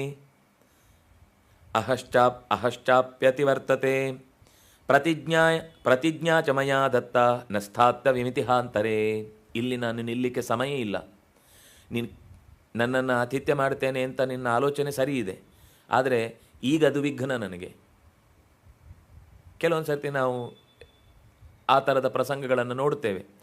ನಾವು ಯಾವುದೋ ಮುಖ್ಯ ಕೆಲಸಕ್ಕೆ ಹೊರಟಾಗ ಇನ್ಯಾರೋ ನಮ್ಮ ಆತ್ಮೀಯರು ಅವರ ಯಾವುದೋ ಒಂದು ಸಂತೋಷದ ಕೂಟದಲ್ಲಿ ನಮ್ಮನ್ನು ಸೇರಿಕೊಳ್ಳಿ ಅಂತ ಹೇಳುವಾಗ ನಮ್ಗೆ ಅವ್ರ ಮೇಲೆ ಕೋಪ ಇಲ್ಲ, ಆದರೆ ಆ ಕಾರ್ಯಕ್ಕೆ ಇದು ಸಮಯ ಅಲ್ಲ. ಸ್ವಲ್ಪ ಕೆಲವೊಂದು ಸರ್ತಿ ಒಳ್ಳೆಯವರಿಂದಲೇ ನಮಗೆ ತೊಂದರೆ ಆಗುತ್ತೆ. ತೊಂದರೆ ಅಂತಂದರೆ ಅವರು ಉದ್ದೇಶಪೂರ್ವಕವಾಗಿ ಮಾಡುವುದಲ್ಲ. ಈ ತೊಂದರೆ ಅನ್ನೋದು 3 ಥರ. ಒಂದು ಆತ್ಮೀಯರಿಂದ, ಒಂದು ಸ್ಪರ್ಧಿಗಳಿಂದ, ಒಂದು ಶತ್ರುಗಳಿಂದ. ಈ 3 ತೊಂದರೆ ಆಗಲಿಕ್ಕೆ ಸಾಧ್ಯ. ಈ 3 ತೊಂದರೆಯನ್ನೇ ನಿವಾರಣೆ ಮಾಡುವುದು ಹೇಗೆ ಅಂತ ಹನುಮಂತ ತೋರಿಸಿದ್ದು ಈ 3 ಪ್ರಕ್ರಿಯೆಗಳಲ್ಲಿ. ಮೊದಲನೇದು ಮೈನಾಕ ಪರ್ವತ ಆತ್ಮೀಯನಾಗೇ ಬಂದು ನೆಲೆಗೊಳ್ಳು, ನನ್ನ ಪರ್ವತದಲ್ಲಿ ಕೂತು ಸ್ವಲ್ಪ ಹೊತ್ತು ಆಹಾರವನ್ನು ಸ್ವೀಕರಿಸಿ ಸಾಗು ಅಂತ ಹೇಳಿದ. ವಿಘ್ನಕರೋಯಂ, ಇದು ವಿಘ್ನಕರ, ನನಗೆ ಈಗಕ್ಕೆ ಇದು ಹೊಂದುವಂಥದ್ದಲ್ಲ ಅಂತ ಅವನನ್ನು ಅಪ್ಪಿಕೊಂಡು ಹಾಗೆ ನೆಲಕ್ಕೆ ತಳ್ಳಿ ಹೊರಟು ಹೋದ. ಇದು ಆತ್ಮೀಯರಿಂದ ಬಂದಾಗ ಅದನ್ನು ತಪ್ಪಿಸಿಕೊಳ್ಳುವ ಬಗೆಯನ್ನು ತೋರಿಸಿದ. ಅವ್ರ ಹತ್ರ ಜಗಳ ಆಡುವುದಲ್ಲ. ಸಿಟ್ಟು ಬರುತ್ತೆ ನಮಗೆ, ವಸ್ತುತಃ ಒಂದು ಕ್ಷಣ ನಮ್ಮ ಆ ಕಾರ್ಯಕ್ಕೆ ತೊಂದರೆ ಆಗ್ತಾ ಇದೆ ಅಂತ ಒಳಗಿನಿಂದ ಕೋಪ ಬರುತ್ತೆ. ಆದರೆ ಆ ವ್ಯಕ್ತಿಯ ಮೇಲೆ ಕೋಪ ಮಾಡಿಕೊಳ್ಳುವ ಯಾವ ಉದ್ದೇಶವೂ ಅಲ್ಲಿ ಪೂರಕ ಅಲ್ಲ, ಅದು ಹೊಂದುವಂಥದ್ದಲ್ಲ. ಆಗ ಏನು ಮಾಡಬೇಕು ಅಂದರೆ ಪ್ರೀತಿಯಿಂದಲೇ ಅರ್ಥ ಮಾಡಿಕೊಳ್ತಾರೆ ಅವರು. ಇಲ್ಲ, ನಾನು ಈ ಕೆಲಸ ತುಂಬ ಅಗತ್ಯದ್ದು, ಮತ್ತೊಮ್ಮೆ ನಿಮಗೆ ಸಿಗ್ತೇನೆ, ಇನ್ನೊಂದು ಸರ್ತಿ ನಾನು ಬಂದೇ ಬರ್ತೇನೆ ನಿಮ್ಮ ಆ ಕಾರ್ಯಕ್ಕೆ ಅಂತ ಸಮಾಧಾನದಿಂದ ಹೇಳಿ ಅವರನ್ನು ತಪ್ಪಿಸಿಕೊಂಡ್ರೆ ಅದು ಸಂಬಂಧವೂ ಉಳಿಯುತ್ತೆ, ನಮ್ಮ ಕಾರ್ಯವು ಚೆನ್ನಾಗಾಗುತ್ತೆ. ಎರಡನೇದು, ದೇವತೆಗಳು ಉದ್ದೇಶಪೂರ್ವಕವಾಗಿ ಸುರಸೆಯನ್ನು ಕಳಿಸಿ ಅವನ ಸಾಮರ್ಥ್ಯವನ್ನು ಪರೀಕ್ಷಿಸುವ ಸ್ಪರ್ಧೆಯ ರೂಪದ ಕಾರ್ಯ ಅದು. ನಮಗೆ ಶತ್ರುಗಳಲ್ಲ ಅವರು, ಆದರೆ ನಾವು ಮಾಡುವ ಕೆಲಸಕ್ಕೆ ಪೈಪೋಟಿಗೆ ನಿಂತಿರ್ತಾರೆ. ನಾವು ಯಾವುದೋ ಒಂದು ಪ್ರಾಡಕ್ಟಾ ಅಥವಾ ಯಾವುದೋ ಒಂದು ಕಾರ್ಯನೋ ಯಾವುದೋ ಒಂದು, ಅದು ನಮಗೆ ಶಾಲೆಯಲ್ಲೋ ಅಥವಾ ಆಟಗಳಲ್ಲೋ ಸ್ಪೋರ್ಟ್ಸಲ್ಲೋ ಎಷ್ಟೋ ಸರ್ತಿ ನೋಡ್ತೇವೆ. ನಾವು ಹೇಳ್ತೇವೆ ಸ್ಪೋರ್ಟಿವ್ ಆಗಿ ತೊಗೊಳ್ಬೇಕು ಅಂತ. ಈ ಶಬ್ದ ತುಂಬ ಸರ್ತಿ ಹೇಳ್ತೇವೆ, ಆದರೆ ಜೀವನದಲ್ಲಿ ನಾವು ಹೇಳೋದೇ ಇಲ್ಲ ಅದನ್ನು. ಆಟದಲ್ಲಿ ಎಲ್ಲೋ ಕೆಲವೊಂದು ಸರ್ತಿ ನಡೆದು ಹೋಗುತ್ತೆ, ಆದರೆ ನಿಜ ಜೀವನದಲ್ಲೂ ಅಂಥ ಸ್ಪೋರ್ಟಿವ್ ಆಗಿ ತಗೊಳ್ಳುವುದು ಅನ್ನೋದು ಹೇಗಿರುತ್ತೆ. ಹನುಮಂತ ಅದನ್ನು ಸ್ವೀಕರಿಸಿದ, ಚಾಲೆಂಜನ್ನು ಸ್ವೀಕರಿಸಿದ, ಅವಳ ಬಾಯಿಯನ್ನೂ ಪ್ರವೇಶಿಸಿದ, ಅವಳ ವರವನ್ನು ನಿಜವಾಗಿಸಿದ. ಆದರೆ ಅವಳಿಗೆ ಹಾನಿ ಮಾಡಲಿಲ್ಲ, ಅವಳನ್ನು ತೊಂದರೆ ಮಾಡಲಿಲ್ಲ. ತಾನು ನನ್ನ ಮುಂದಿನ ಕೆಲಸಕ್ಕೆ ಹೋಗಲೇಬೇಕು, ಈಗ ತಡವಾಗುತ್ತೆ, ಇನ್ನೂ ಹೆಚ್ಚು ಮಾತಾಡ್ಲಿಕ್ಕೆ ಸಮಯ ಇಲ್ಲ ಅಂತ ಕಾರ್ಯವನ್ನು ಪೂರೈಸಿ ಮುಂದಕ್ಕೆ ಹೋದ. ಅಂದರೆ ಸ್ಪರ್ಧೆಯನ್ನು, ಚಾಲೆಂಜನ್ನು ಸ್ವೀಕರಿಸಿ ಅವಳನ್ನು ಶತ್ರುವಾಗಿ ಕಾಣದೆ ಯಾಕೆಂದರೆ ಅವಳು ದೇವತೆಗಳೇ ಕೊಟ್ಟ ವರದಿಂದಾಗಿ ನಿನ್ನನ್ನು ಪರೀಕ್ಷಿಸುವುದಷ್ಟೇ ನನ್ನ ಉದ್ದೇಶ ಇತ್ತು, ಇದು ಎಲ್ಲರ ಅಪೇಕ್ಷೆ. ಸರಿ, ಲೋಕಕ್ಕೆ ಇದರಿಂದ ಏನೋ ಒಂದು ತಿಳುವಳಿಕೆ ಬರುತ್ತೆ ಅಂದರೆ ನಾನು ಇದನ್ನು ವಿರೋಧಿಸುವುದಿಲ್ಲ ಅಂತ ಹೇಳಿ ತನ್ನ ಸಾಮರ್ಥ್ಯದ ಪರೀಕ್ಷೆಗೆ ತನ್ನನ್ನು ಒಡ್ಡಿಕೊಂಡು ಮುಂದೆ ಸಾಗಿದ. ಆದರೆ ಮೂರನೆಯದಾಗಿ ವಿಧಾತೃ ವರಾಭಿಗುಪ್ತಾಂ, ವಿಧಾತ ಅಂದರೆ ಚತುರ್ಮುಖನ ವರಬಲದಿಂದ ಮತ್ತಳಾದಂತಹ ಲಂಕೆಯನ್ನು ಕಾಪಿಡುವುದಕ್ಕಾಗಿ ರಾವಣನಿಗೆ ಸರ್ವದಾ ಬೆನ್ನೆಲುಬಾಗಿ ನಿಂತ ಸಿಂಹಿಕೆ ರಾಹುವಿನ ತಾಯಿ. ನೆರಳಿನಿಂದಲೇ, ಅವಳ ಹೆಸರು ಛಾಯಾಗ್ರಹ ಅಂತ, ನೆರಳಿನಿಂದಲೇ ಮೇಲೆ ಇರುವ ವಸ್ತುವನ್ನು ತನ್ನೊಳಗೆ ಸೆಳೆದು ಆಹಾರವಾಗಿ ಸ್ವೀಕರಿಸುವ ಅನೇಕ ಥರದ ಈ ಹಿಂದಿನ ಆಕಾಶ ಕಾಯಗಳನ್ನೆಲ್ಲ ನುಂಗಿಬಿಟ್ಟಿದ್ದಾಳೆ. ಈಗ ಅವನನ್ನೂ ಕೂಡ ಇದೇ ರೀತಿ ನುಂಗುವ ಪ್ರಸಂಗ ಬಂದಾಗ ಮೊದಲು ಮಾತು ಹೇಳಲೇಬೇಕಿತ್ತು, ಹೇಳಿದ, ನಿನ್ನ ಜೊತೆಗೆ ಈಗ ವಿರಸವಾಡುವ ಸಮಯ ಅಲ್ಲ ನನಗಿದು, ನಾನೀಗ ಮುಖ್ಯ ಕಾರ್ಯಕ್ಕಾಗಿ ಹೋಗಬೇಕಾಗಿದೆ, ನನ್ನನ್ನು ಬಿಡು ಅಂತ ಕೇಳ್ತಾನೆ. ಆದರೆ ಯಾವ ರೀತಿಯಿಂದಲೂ ಕೂಡ ಆ ಮಾತಿಗೆ ಧನಾತ್ಮಕವಾದ ಪ್ರತಿಕ್ರಿಯೆ ಬಾರದೆ ತನ್ನನ್ನು ಮತ್ತೂ ಸೆಳೆದು ನುಂಗಬೇಕು ಅನ್ನೋದೇ ಪ್ರಯತ್ನ ಗಟ್ಟಿಯಾದಾಗ ಅವಳ ಒಳಗೆ ಪ್ರವೇಶ ಮಾಡಿ ಇದ್ದಕ್ಕಿದ್ದಂತೆ ಅಲ್ಲಿ ನೋಡಿ ಸುರಸೆಯಲ್ಲಿ ಅವಳತ್ರ ಹೇಳಿ ತನ್ನ ರೂಪವನ್ನು ವಿಸ್ತರಿಸಿದ. ಇಲ್ಲಿ ಅವಳು ಇದನ್ನು ಯಾವುದಕ್ಕೂ ಅವಕಾಶ ಕೊಡಲಿಲ್ಲ ಅಂದಂಗೆ ನುಂಗಿದ ಮೇಲೆ ಅವಳ ಹೊಟ್ಟೆಯೊಳಗೆ ಹೋಗಿ ತನ್ನ ರೂಪವನ್ನು ವಿಸ್ತರಿಸಿ ಹೊಟ್ಟೆಯನ್ನು ಎದೆಯನ್ನು ಸೀಳಿ ಹೊರಕ್ಕೆ ಬಂದ. ಅಂದರೆ ಶತ್ರುವಾಗಿ ಬಂದಾಗ ಮೆಟ್ಟಿ ನಡಿಬೇಕು ಅನ್ನೋದು ಅನಿವಾರ್ಯವಾಗುತ್ತೆ. ತೊಂದರೆ ಮೂರು ಥರ. ಒಂದು ಆತ್ಮೀಯರಿಂದ ಅದನ್ನು ಆತ್ಮೀಯವಾಗಿ ಕಳಿಬೇಕು, ಸ್ಪರ್ಧೆಗಳಿಂದ ಸ್ಪರ್ಧೆಯಿಂದಲೇ ಕಳಿಬೇಕು, ಶತ್ರುಗಳಿಂದ ನಿಗ್ರಹಿಸಿ ಮುಂದೆ ಹೋಗಬೇಕು. ಇದು ಅವನು ಹನುಮಂತ ತನ್ನ ಪ್ರಯಾಣದ ದಾರಿಯಲ್ಲಿ ಕೊಟ್ಟಂತಹ ಮೂರು ಘಟನೆ. ನಮಗೇನು, ಇದು ಕತೆ ಓದುವಾಗ ನಮಗೇನು ಅನಿಸುತ್ತೆ, ಒಂದು ಮೈನಾಕ ಬಂದ, ಒಂದು ಸುರಸೆ ಬಂದು, ಒಂದು ಸಿಂಹಿಕೆ ಬಂದು, ದಾಟಿ ಮುಂದೆ ಹೋದ, ಅಷ್ಟೇ. ನಾವು ಇದರಿಂದ ಆಚೆಗೆ ಏನು ಯೋಚನೆ ಮಾಡುವುದಿಲ್ಲ. ಆದರೆ ಇದು ನಮಗೊಂದು ಪಾಠ. ಅಲ್ಲಿ ಈ ಮಾತಿನ ಕುರಿತಾಗಿಯೇ ದೇವತೆಗಳೆಲ್ಲ ಅವನನ್ನು ಹೊಗಳಿ ಮಾತು ಹೇಳುತ್ತಾರೆ. ನೀನು ಅಸಾಧಾರಣವಾದ ಸಾಮರ್ಥ್ಯದಿಂದ ಕೂಡಿದವನಾಗಿ ಹಿಡಿದ ಕೆಲಸವನ್ನು ಮುಗಿಸಬೇಕು ಅನ್ನುವ ನಿಶ್ಚಯ ಬುದ್ಧಿ ಇದ್ದವನಿಗೆ ಮಾತ್ರ ಧೃತಿ, ದೃಷ್ಟಿ, ಬುದ್ಧಿ ಮತ್ತು ಸಹನೆ ಈ ಗುಣಗಳಿದ್ದರೆ ಮಾತ್ರ ಕಾರ್ಯ ಸಾಧನೆ ಮಾಡುವುದು ಸಾಧ್ಯವಾಗುತ್ತೆ. ನಿನ್ನಲ್ಲಿ ಈ ದೃಷ್ಟಿ ಇತ್ತು, ತತ್ಕಾಲದಲ್ಲಿ ಯಾವ ಬುದ್ಧಿಯನ್ನು ಉಪಯೋಗಿಸಬೇಕು ಅನ್ನೋದು ವಿವೇಕ ನಿನ್ನಲ್ಲಿ ಚೆನ್ನಾಗಿತ್ತು, ಮತ್ತು ಯಾವ ದೃಷ್ಟಿಯಿಂದ ನನಗಿದು ತೊಂದರೆ ಆದೀತು ಅನ್ನೋದನ್ನು ನಿನಗೆ ಯೋಚಿಸುವ ಸಾಮರ್ಥ್ಯ ಇತ್ತು. ಆದ್ದರಿಂದಾಗಿ ಇಂಥವರು ಮಾತ್ರ ಕಾರ್ಯ ಸಾಧನೆ ಮಾಡಬಲ್ಲವರು ಅನ್ನೋದನ್ನು ಅಲ್ಲಿ ದೇವತೆಗಳು ಬಂದು ಅವನನ್ನು ಸ್ತೋತ್ರ ಮಾಡುತ್ತಾರೆ.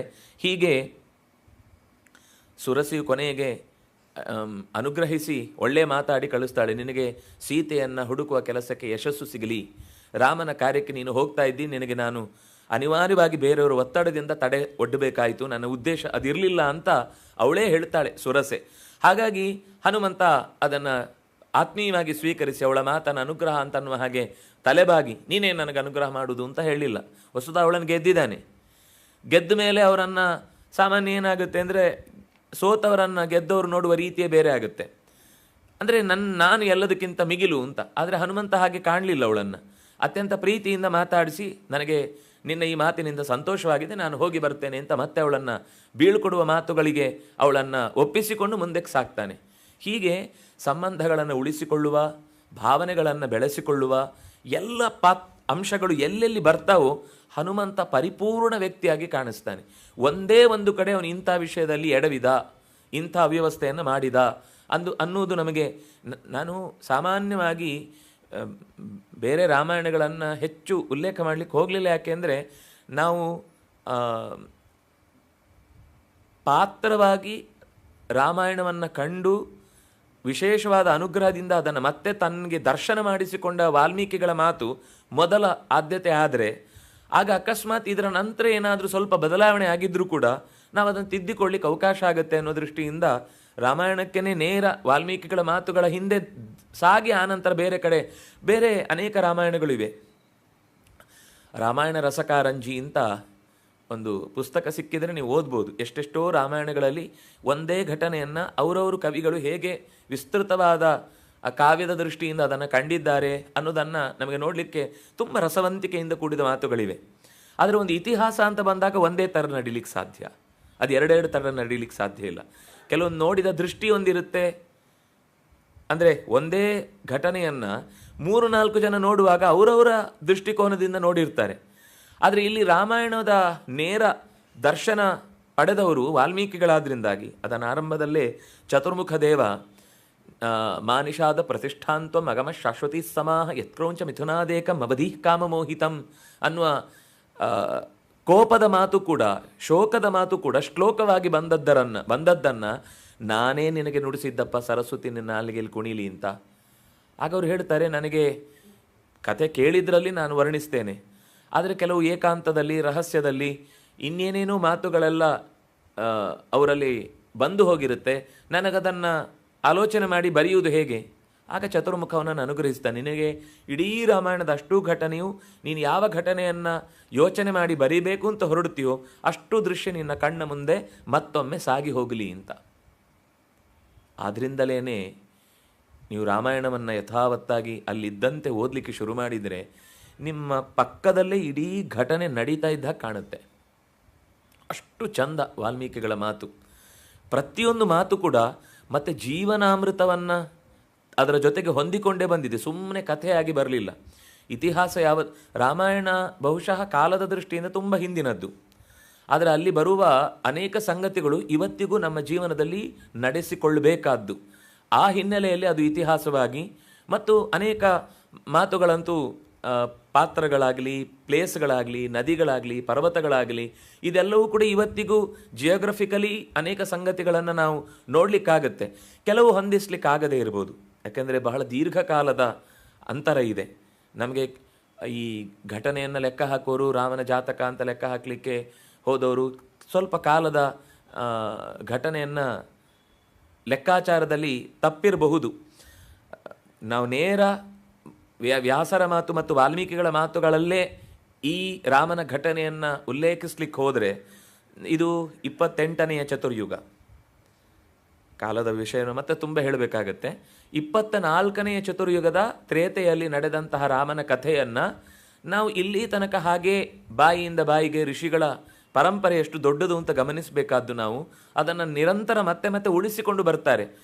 ಸಾಮಾನ್ಯ ನಾವು ಇತಿಹಾಸವನ್ನು ಉಳಿಸಿಕೊಳ್ಳುವುದರಲ್ಲಿ ಸ್ವಲ್ಪ ದಡ್ರೆ ಅಥವಾ ಅದನ್ನು ದಾಖಲೆ ಮಾಡಿಡುವುದು ಕಮ್ಮಿನೇ.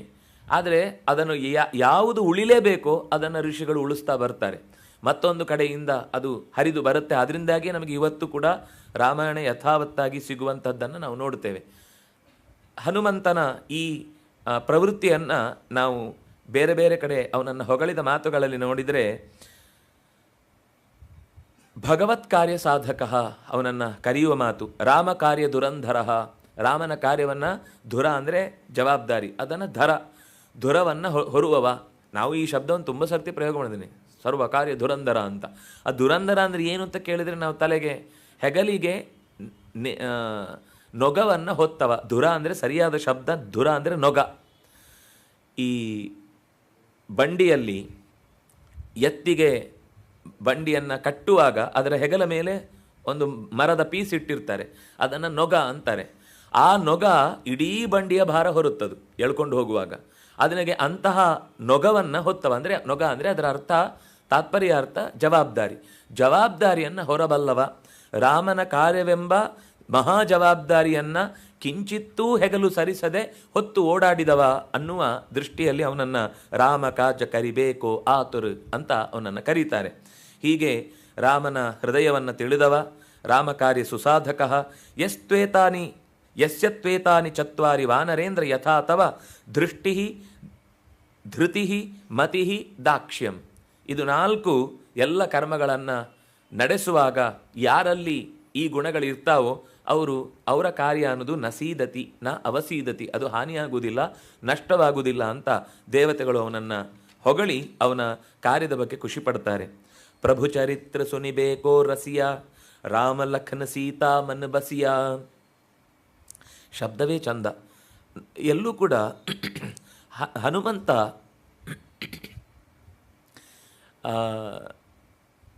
ಹೆಚ್ಚಾಗಿ ಎಲ್ಲೋ ಅಪರೂಪಕ್ಕೆ ಕೆಲವು ಕಡೆ ರಾಮದೂತ ಅಂತ ಹೇಳುವಾಗ ಹೇಳ್ತಾನೆ, ಬಿಟ್ಟರೆ ತನಗೆ ನೇರವಾಗಿ ಸಂಬಂಧವನ್ನು ಕಲ್ಪಿಸಿ ಹೇಳುವಾಗ ರಾಮನನ್ನು ಪ್ರಭು ಅಂತಾನೆ. ಪ್ರಭು ಶ್ರೀರಾಮಚಂದ್ರ ಅವನ ಮಾತು ಎಲ್ಲೇ ಪ್ರಯೋಗ ಆದರೂ ಕೂಡ. ನಮ್ಮಲ್ಲಿ ಕೆಲವೊಮ್ಮೆ ದೊಡ್ಡವರು ಹೇಳುವುದುಂಟು, ನಾವು ಬರೀ ರಾಮ ಅಂತ ಹೇಳಿದರೆ ಹಾಗೆ ಹೇಳಬಾರ್ದು, ಶ್ರೀರಾಮ ಅಂತ ಹೇಳಬೇಕು ಅಂತ. ಅಂದರೆ ಅದು ಯಾವಾಗಲೂ ಸೀತಾ ರಾಮನ ಒಂದು ಜೋಡಿಯನ್ನೇ ಕಲ್ಪಿಸಿ ಕುಟುಂಬವನ್ನು ಅದು ನೆನಪಿಸುತ್ತೆ ಅಂತ, ಜೊತೆಗಿರಬೇಕಾದ ಸಂಗತಿಯನ್ನು ಹೇಳಬೇಕು ಅಂತ. ಬರೀ ರಾಮ ಅಂತ, ಅದಕ್ಕೆ ಜೈ ಶ್ರೀರಾಮ್ ಅಂತ. ಜೈ ರಾಮ್ ಅಂತ ಅನ್ನೋದಕ್ಕಿಂತ ಹೆಚ್ಚು ಜೈ ಶ್ರೀರಾಮ್ ಅಂತ. ಹಾಗೆ ಹನುಮಂತ ಎಲ್ಲ ಕಡೆಯಲ್ಲೂ ಕೂಡ ಪ್ರಭುವಿನ ಸಂಬಂಧದಿಂದಲೇ ತನ್ನನ್ನು ಗುರು ಅಂದರೆ ರಾಮನ ಜೊತೆಗೆ ಕಲ್ಪಿಸಿಕೊಂಡದ್ದು. ಅದು ರಾಮನ ಚರಿತ್ರೆಯನ್ನು ನಿರಂತರ ಹೇಳುವ ವಿಷಯದಲ್ಲಿ ಅವನಷ್ಟು ಸ್ಪಷ್ಟವಾಗಿ ಹೇಳುವವನು ಮತ್ತೊಬ್ಬ ಇಲ್ಲ. ಅವನಿಗೆ ಕೇಳಲಿಕ್ಕೂ ಬಹಳ ರಸಿಕ, ಕೇಳುವುದಕ್ಕೂ ಬಹಳ ಇಷ್ಟಪಡುವವ. ಎತ್ತರ ಎತ್ತರ ರಘುನಾಥ ಕೀರ್ತನಂ ಅಂತ ಒಂದು ಮಾತಿದೆ. ಎಲ್ಲೆಲ್ಲಿ ರಾಮನ ಕಥೆ ನಡೆಯುತ್ತೋ ಅಲ್ಲಿ ಓಡಿ ಹನುಮ ಬಂದು ಕೂಡ್ತಾನೆ ಅಂತ. ವಿಶೇಷ ಏನು ಅಂದರೆ, ಹನುಮಂತನ ಬಗ್ಗೆ ಎಲ್ಲಿ ಹೇಳ್ತಾರೋ ಅಲ್ಲಿ ರಾಮ ಓಡಿ ಬರ್ತಾನೆ. ಅವರಿಬ್ಬರ ಒಂದು ಅನ್ಯೋನ್ಯ ಭಾವ ಅದು ಮುಂದೆ ವಾಲ್ಮೀಕಿಗಳ ರಾಮಾಯಣದ ಕೊನೆಯಲ್ಲಿ ಈ ಮಾತು ಬಂದಾಗ, ಎಲ್ಲಿ ರಾಮಾಯಣ ಇರುತ್ತೋ ಅಲ್ಲಿ ನಾನಿರ್ತೇನೆ ಅಂತ ಹನುಮಂತ ಹೇಳ್ತಾನೆ. ರಾಮ ಹೇಳ್ತಾನೆ, ನಿನ್ನ ಮಾತು ಎಲ್ಲಿ ಬರುತ್ತೋ ಅಲ್ಲಿ ನಾನು ಬರ್ತೇನೆ ಅಂತ. ಇವನು ಇರ್ತೇನೆ ಹೇಳ್ತಾನೆ, ನಾನು ಅಲ್ಲಿ ಬರ್ತೇನೆ ಅಂತಾನೆ. ಹೀಗೆ ಅವರಿಬ್ಬರ ಅನ್ಯೋನ್ಯ ಸಂಬಂಧ ಅಂತ ಅನ್ನೋದು ನಮಗೊಂದು ಪಾಠ. ಯಾವಾಗಲೂ ಕೂಡ ಬಾಂಧವ್ಯ ಇದ್ದರೆ ಹೀಗಿರಬೇಕು ಅಂತ, ಬಿಟ್ಟು ಕೊಡದಂತೆ ಆ ಒಡೆತನವನ್ನು ಗೌರವಿಸುವ ಹಿನ್ನೆಲೆಯನ್ನು ಅರ್ಥ ಮಾಡಿಕೊಂಡ್ರೆ, ಪ್ರಭು ಅನ್ನುವ ಶಬ್ದವನ್ನು ಅವನು ಯಾಕೆ ಪ್ರಭವತಿ ಸಮರ್ಥ, ಅದನ್ನಾಗಿ ಎಲ್ಲಿ ಸಾಮರ್ಥ್ಯ ಇದೆಯೋ ಅಲ್ಲಿ ಗೌರವ ಕೊಡಬೇಕಾದ ನಮ್ಮ ಕರ್ತವ್ಯ. ನಮಗೆ ನೇರವಾಗಿ ಏನು ಸಂಬಂಧ ಇಲ್ಲದೆ ಇದ್ದರೂ ಜ್ಞಾನದ ಸಾಮರ್ಥ್ಯ ಇರ್ಬೋದು, ಮಾತಿನ ಸಾಮರ್ಥ್ಯ ಇರ್ಬೋದು, ಯಾವುದೋ ಅದು ಸಂಗೀತ ಇರ್ಬೋದು, ಕಲೆ ಇರ್ಬೋದು, ದೃಶ್ಯ ಇರ್ಬೋದು, ನಟನೆ ಇರ್ಬೋದು, ಏನೇ ಇರ್ಬೋದು, ಎಲ್ಲದರಲ್ಲೂ ಒಂದು ವಿಶೇಷವಾದ ಸಾಮರ್ಥ್ಯ ಅಂತ ಬಂದಾಗ ಅದಕ್ಕೆ ತಲೆಬಾಗಿ ಗುಣವನ್ನು ಗುರುತಿಸುವ ಶಕ್ತಿಯಾಗಿ ಹನುಮ ನಮ್ಮ ಮುಂದೆ ನಿಲ್ತಾನೆ. ಪ್ರಭು ಚರಿತ್ರ ಸುನಿಬೇಕೋ ರಸಿಯ, ಕೇಳಿಸುವುದರಲ್ಲಿ ಕೇಳುವುದರಲ್ಲಿ ಎರಡೂ ಗುಣ. ಅದು ಸಮುದ್ರವನ್ನು ಲಂಘನೆ ಮಾಡಿ ಅಶೋಕವನವನ್ನು ಸೇರಿದ್ದಾನೆ. ಅಲ್ಲಿ ಸೀತೆಯ ಹುಡುಕಾಟಕ್ಕೆ ಅವನು ಪ್ರಯತ್ನಿಸುವಾಗ ತುಂಬ ಚಂದ ಇದೆ ಆ ಮಾತು. ಒಂದು ಮರದ ಮೇಲೆ ಕೂತ್ಕೊಳ್ತಾನೆ. ಯಾಕೆ ಅಲ್ಲೇ ಕೂತ ಅಂದರೆ, ಒಂದು ತೊರೆ ಹರಿತಾ ಇತ್ತಲ್ಲಿ. ಆ ತೊರೆ ಹರಿಯುವಾಗ ಇದು ಬೆಳಕಾಗುವ ಸಮಯ. ಈ ಸಮಯಕ್ಕೆ ಖಂಡಿತ ಸೀತೆ ಇಲ್ಲಿಗೆ ಬರ್ತಾಳೆ. ಇಲ್ಲಿ ಸ್ವಲ್ಪ ನೀಟಾಗಿ ಓಡಾಡಿದ ಹಾಗೆ ಕಾಣುತ್ತೆ ಈ ಜಾಗ ಎಲ್ಲ. ಬಹುಶಃ ಇಲ್ಲೇ ನಿತ್ಯ ತನ್ನ ಸಂಧ್ಯಾವಂದನೆ ಮಾಡ್ತಾ ಇದ್ಲು ಅನ್ಸುತ್ತೆ ಸೀತೆ. ಅಂದಾಗಿ ಈ ಹೊತ್ತು ಇಲ್ಲಿ ಬಂದಾಗ, ಯಾಕೆಂದರೆ ಇಡೀ ಆ ಅಶೋಕವನದ ಎಷ್ಟು ಮೂಲೆ ಅಂತ ಹುಡುಕೋದು, ಎಲ್ಲಿ ಇಟ್ಟಿದ್ದಾನೆ ಅಂತ ಹೇಗೆ ಕಾಣುತ್ತೆ. ಆದರೆ ಸ್ವಲ್ಪ ಕಾದರೆ ಬೆಳಗಿನ ಹೊತ್ತಿಗೆ ಇಲ್ಲಿಗೆ ಬಂದವಳು ತನ್ನ ಸಂಧ್ಯಾ ಪ್ರಾರ್ಥನೆಯನ್ನು ಸಲ್ಲಿಸುವ ಹೊತ್ತು ಬಂದಾಗ ನಾನು ಇಲ್ಲೇ ಅವಳನ್ನು ಸಂಪರ್ಕಿಸಬಹುದು, ಅವಳಿಗೆ ರಾಮನ ಬಗ್ಗೆ ಹೇಳಬಹುದು ಅಂತ ಒಮ್ಮೆ ಯೋಚನೆ ಮಾಡ್ತಾನೆ. ಆಮೇಲೆ ಯೋಚನೆ ಬರುತ್ತೆ, ಅಷ್ಟೊತ್ತು ಕಾದರೆ ಸಮಯ ವ್ಯರ್ಥ ಆಗುತ್ತೆ. ಅಂದರೆ ಈ ವಾಕ್ಯ ತಿಳಿಸ್ಲಿಕ್ಕೆ ಹೊರಟ ಸಂಗತಿ, ಸೀತೆಯ ನಿತ್ಯ ಚರಿತ್ರೆ ಹೇಗಿತ್ತು, ಸೀತೆಯ ನಿತ್ಯ ದಿನಚರಿ ಹೇಗಿತ್ತು. ಅವಳು ಅಂದರೆ ನಮಗೆ ಈ ಸಂಧ್ಯಾ ವಂದನೆ ಅಂದರೆ ಯಾರೋ ಕೆಲವರಿಗೆ ಮಾತ್ರ ಸಂಬಂಧಪಟ್ಟದ್ದು ಅಂತ. ಸಂಧ್ಯಾ ಅಂದರೆ ಸೂರ್ಯ ಮುಳುಗುವ ಅಥವಾ ಏಳುವ ಹೊತ್ತು. ಅದು ಬಿಟ್ಟರೆ ಮಧ್ಯದಲ್ಲೊಂದು ಮಾಧ್ಯಾಹ್ನಿಕ ಅಂತ ಒಂದು ಶಬ್ದವನ್ನು ಬಳಸಿ ಸಂಧ್ಯಾ ಅಂತ ಹೇಳುವುದಿದೆ. ಯಾರು ಸೂರ್ಯನಿಂದ ಉಪಕೃತರು ಅವರು ಎಲ್ಲರೂ ಕೂಡ ಸೂರ್ಯನಿಗೆ ವಂದನೆ ಸಲ್ಲಿಸಬೇಕಾದುದು ಅತ್ಯಂತ ಅಗತ್ಯದ ಕೆಲಸ. ಅದು ಸೂರ್ಯನಲ್ಲಿ ಗಾಯತ್ರಿ ಶಕ್ತಿಯಾಗಿ ನಮ್ಮನ್ನು ಅನುಗ್ರಹಿಸುವುದಾದ್ರಿಂದಾಗಿ ಅದಕ್ಕೊಂದು ವಿಶೇಷ ಸಂಬಂಧವನ್ನು, ಮಂತ್ರದ ಸಂಬಂಧವನ್ನು ಜೋಡಿಸಿದರು.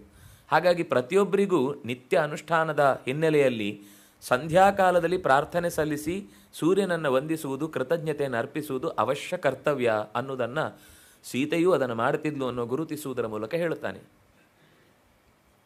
ಅಷ್ಟು ಮಾಡಿ ಸೀದಾ ಮತ್ತು ಹುಡುಕಾಟ ನಡೆಸಿ ಹೋಗುವಾಗ ಒಂದು ದೊಡ್ಡ ಪಡೆ ದೊಂದಿಯನ್ನು ಹಿಡ್ಕೊಂಡು, ಇದು ಸುಮಾರು ಅವನು 3-3:30 ಸಮಯಕ್ಕೆ ಅವನು ಓಡಾಡ್ತಾ ಇದ್ದದ್ದು. ದೊಂದಿಯನ್ನು ಹಿಡ್ಕೊಂಡು ಒಂದು ಗುಂಪಿಡೀ ನುಗ್ಗುತ್ತಾ ಇರುವುದನ್ನು ಕಂಡು ಇದನ್ನು ಹಿಂಬಾಲಿಸಿಕೊಂಡು ಹೋದರೆ ಸರಿ ಅಂತ ಅಂದ್ಕೊಂಡು ಒಂದು ಮರಕ್ಕೆ ಹತ್ತಿದರೆ ಒಂದು ಮರದ ಕೆಳಗೆ ಕುಳಿತಿರುವ ಹೆಣ್ಣುಮಗಳನ್ನು ನೋಡುತ್ತಾನೆ. ಗೊತ್ತಾಗುತ್ತೆ, ಯಾಕೆಂದರೆ ಅವಳ ಧ್ವನಿಯಲ್ಲಿ, ಕೀರಲು ಧ್ವನಿಯಲ್ಲಿ, ಅಂದರೆ ಅತ್ಯಂತ ಈ ಬಾವಿಯ ಒಳಗಿನಿಂದ ಧ್ವನಿ ಬಂದರೆ ಹೇಗಿರುತ್ತೋ ಹಾಗೆ ಕೇಳಿಸುವುದಿಲ್ಲ, ಅಸ್ಪಷ್ಟ ಅದು. ಆ ಥರದ ಧ್ವನಿಯಲ್ಲಿ ರಾಮ ರಾಮ ರಾಮ ರಾಮ ಅನ್ನೋದನ್ನು ಕೇಳಿ ಇದು ನಿಶ್ಚಯವಾಗಿ ಸೀತೆ ಅಂತ ಅವನು ಗುರುತಿಸ್ತಾನೆ. ಆದರೆ ಈಗಲೇ ಹೋಗಿ ಮಾತಾಡುವ ಹಾಗಿಲ್ಲ.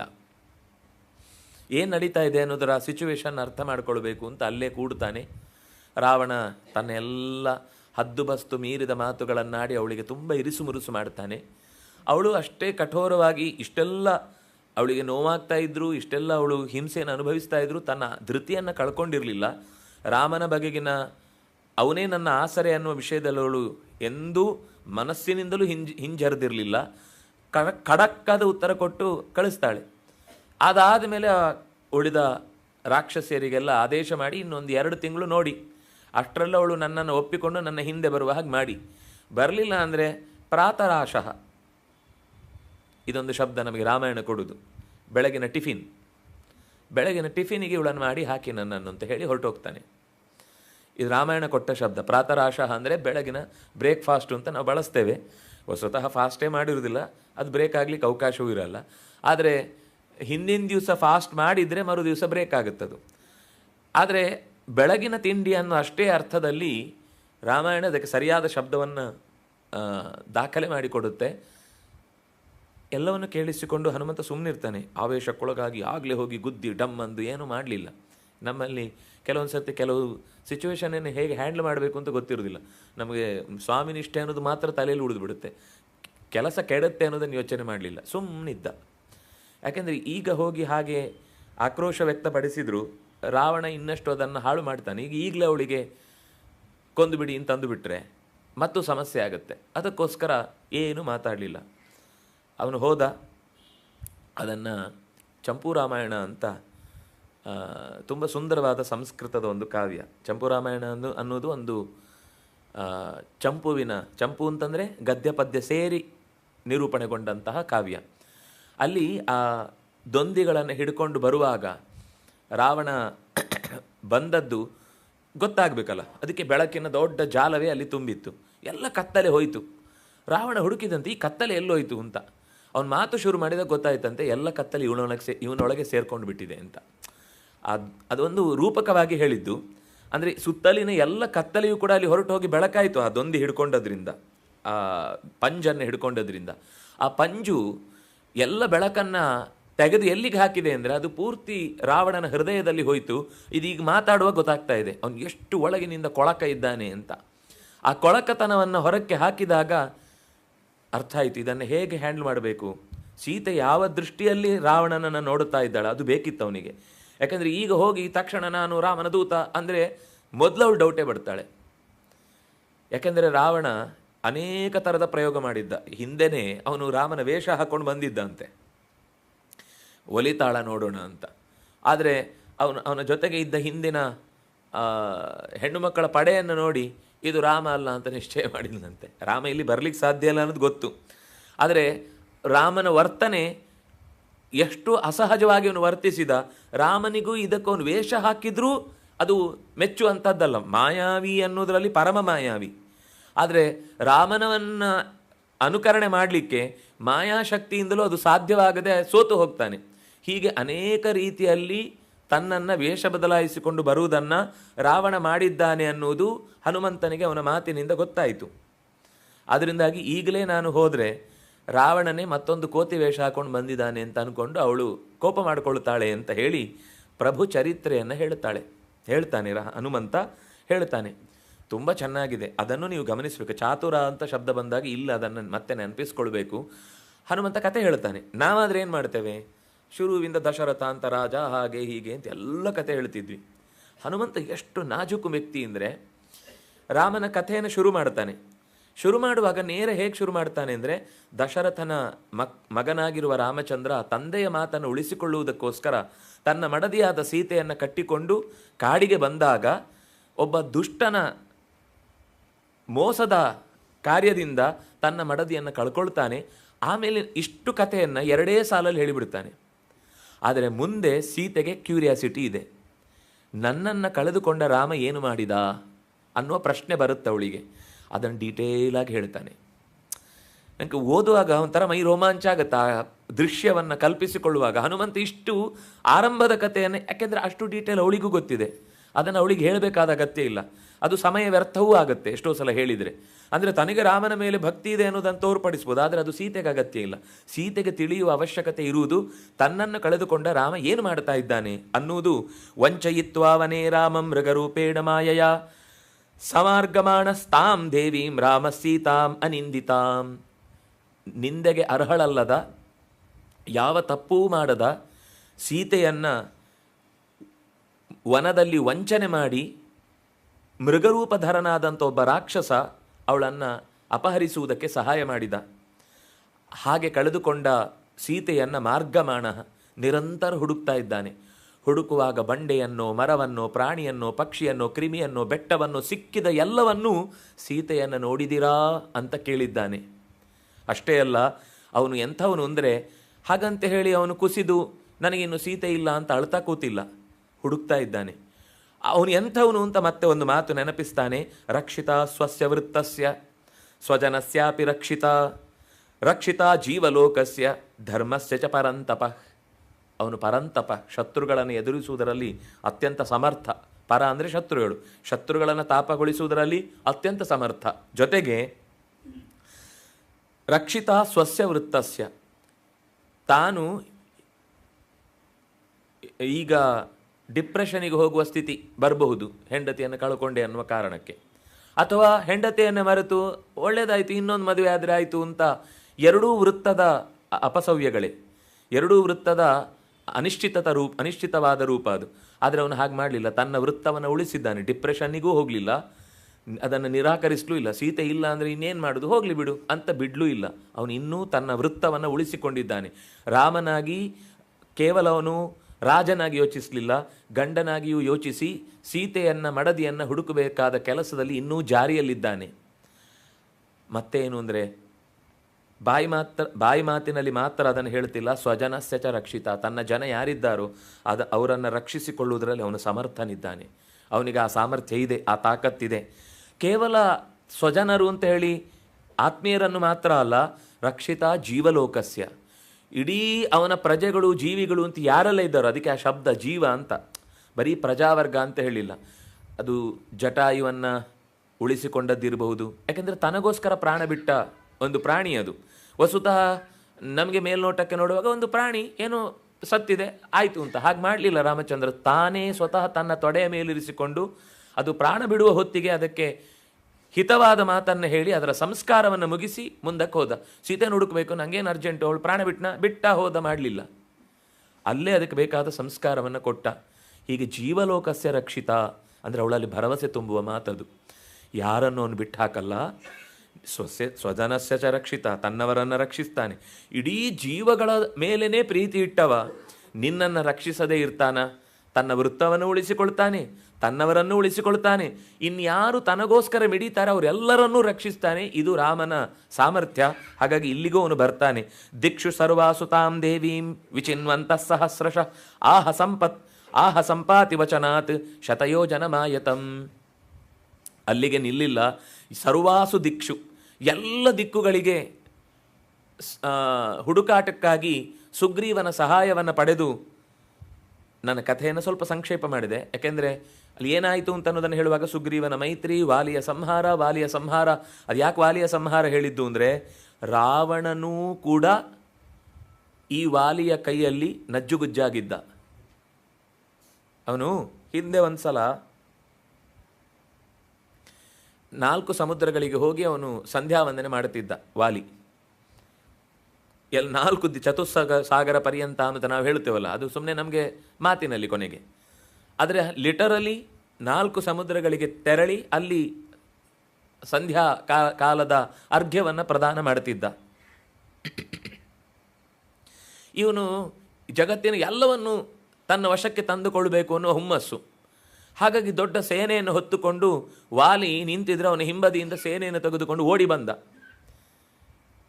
ರಾವಣ ಓಡಿ ಬಂದವ ವಾಲಿಯನ್ನು ತನ್ನ ವಶಕ್ಕೆ ತಂದುಕೊಳ್ಬೇಕು ಅಂತ ಪ್ರಯತ್ನ ಮಾಡಿದ.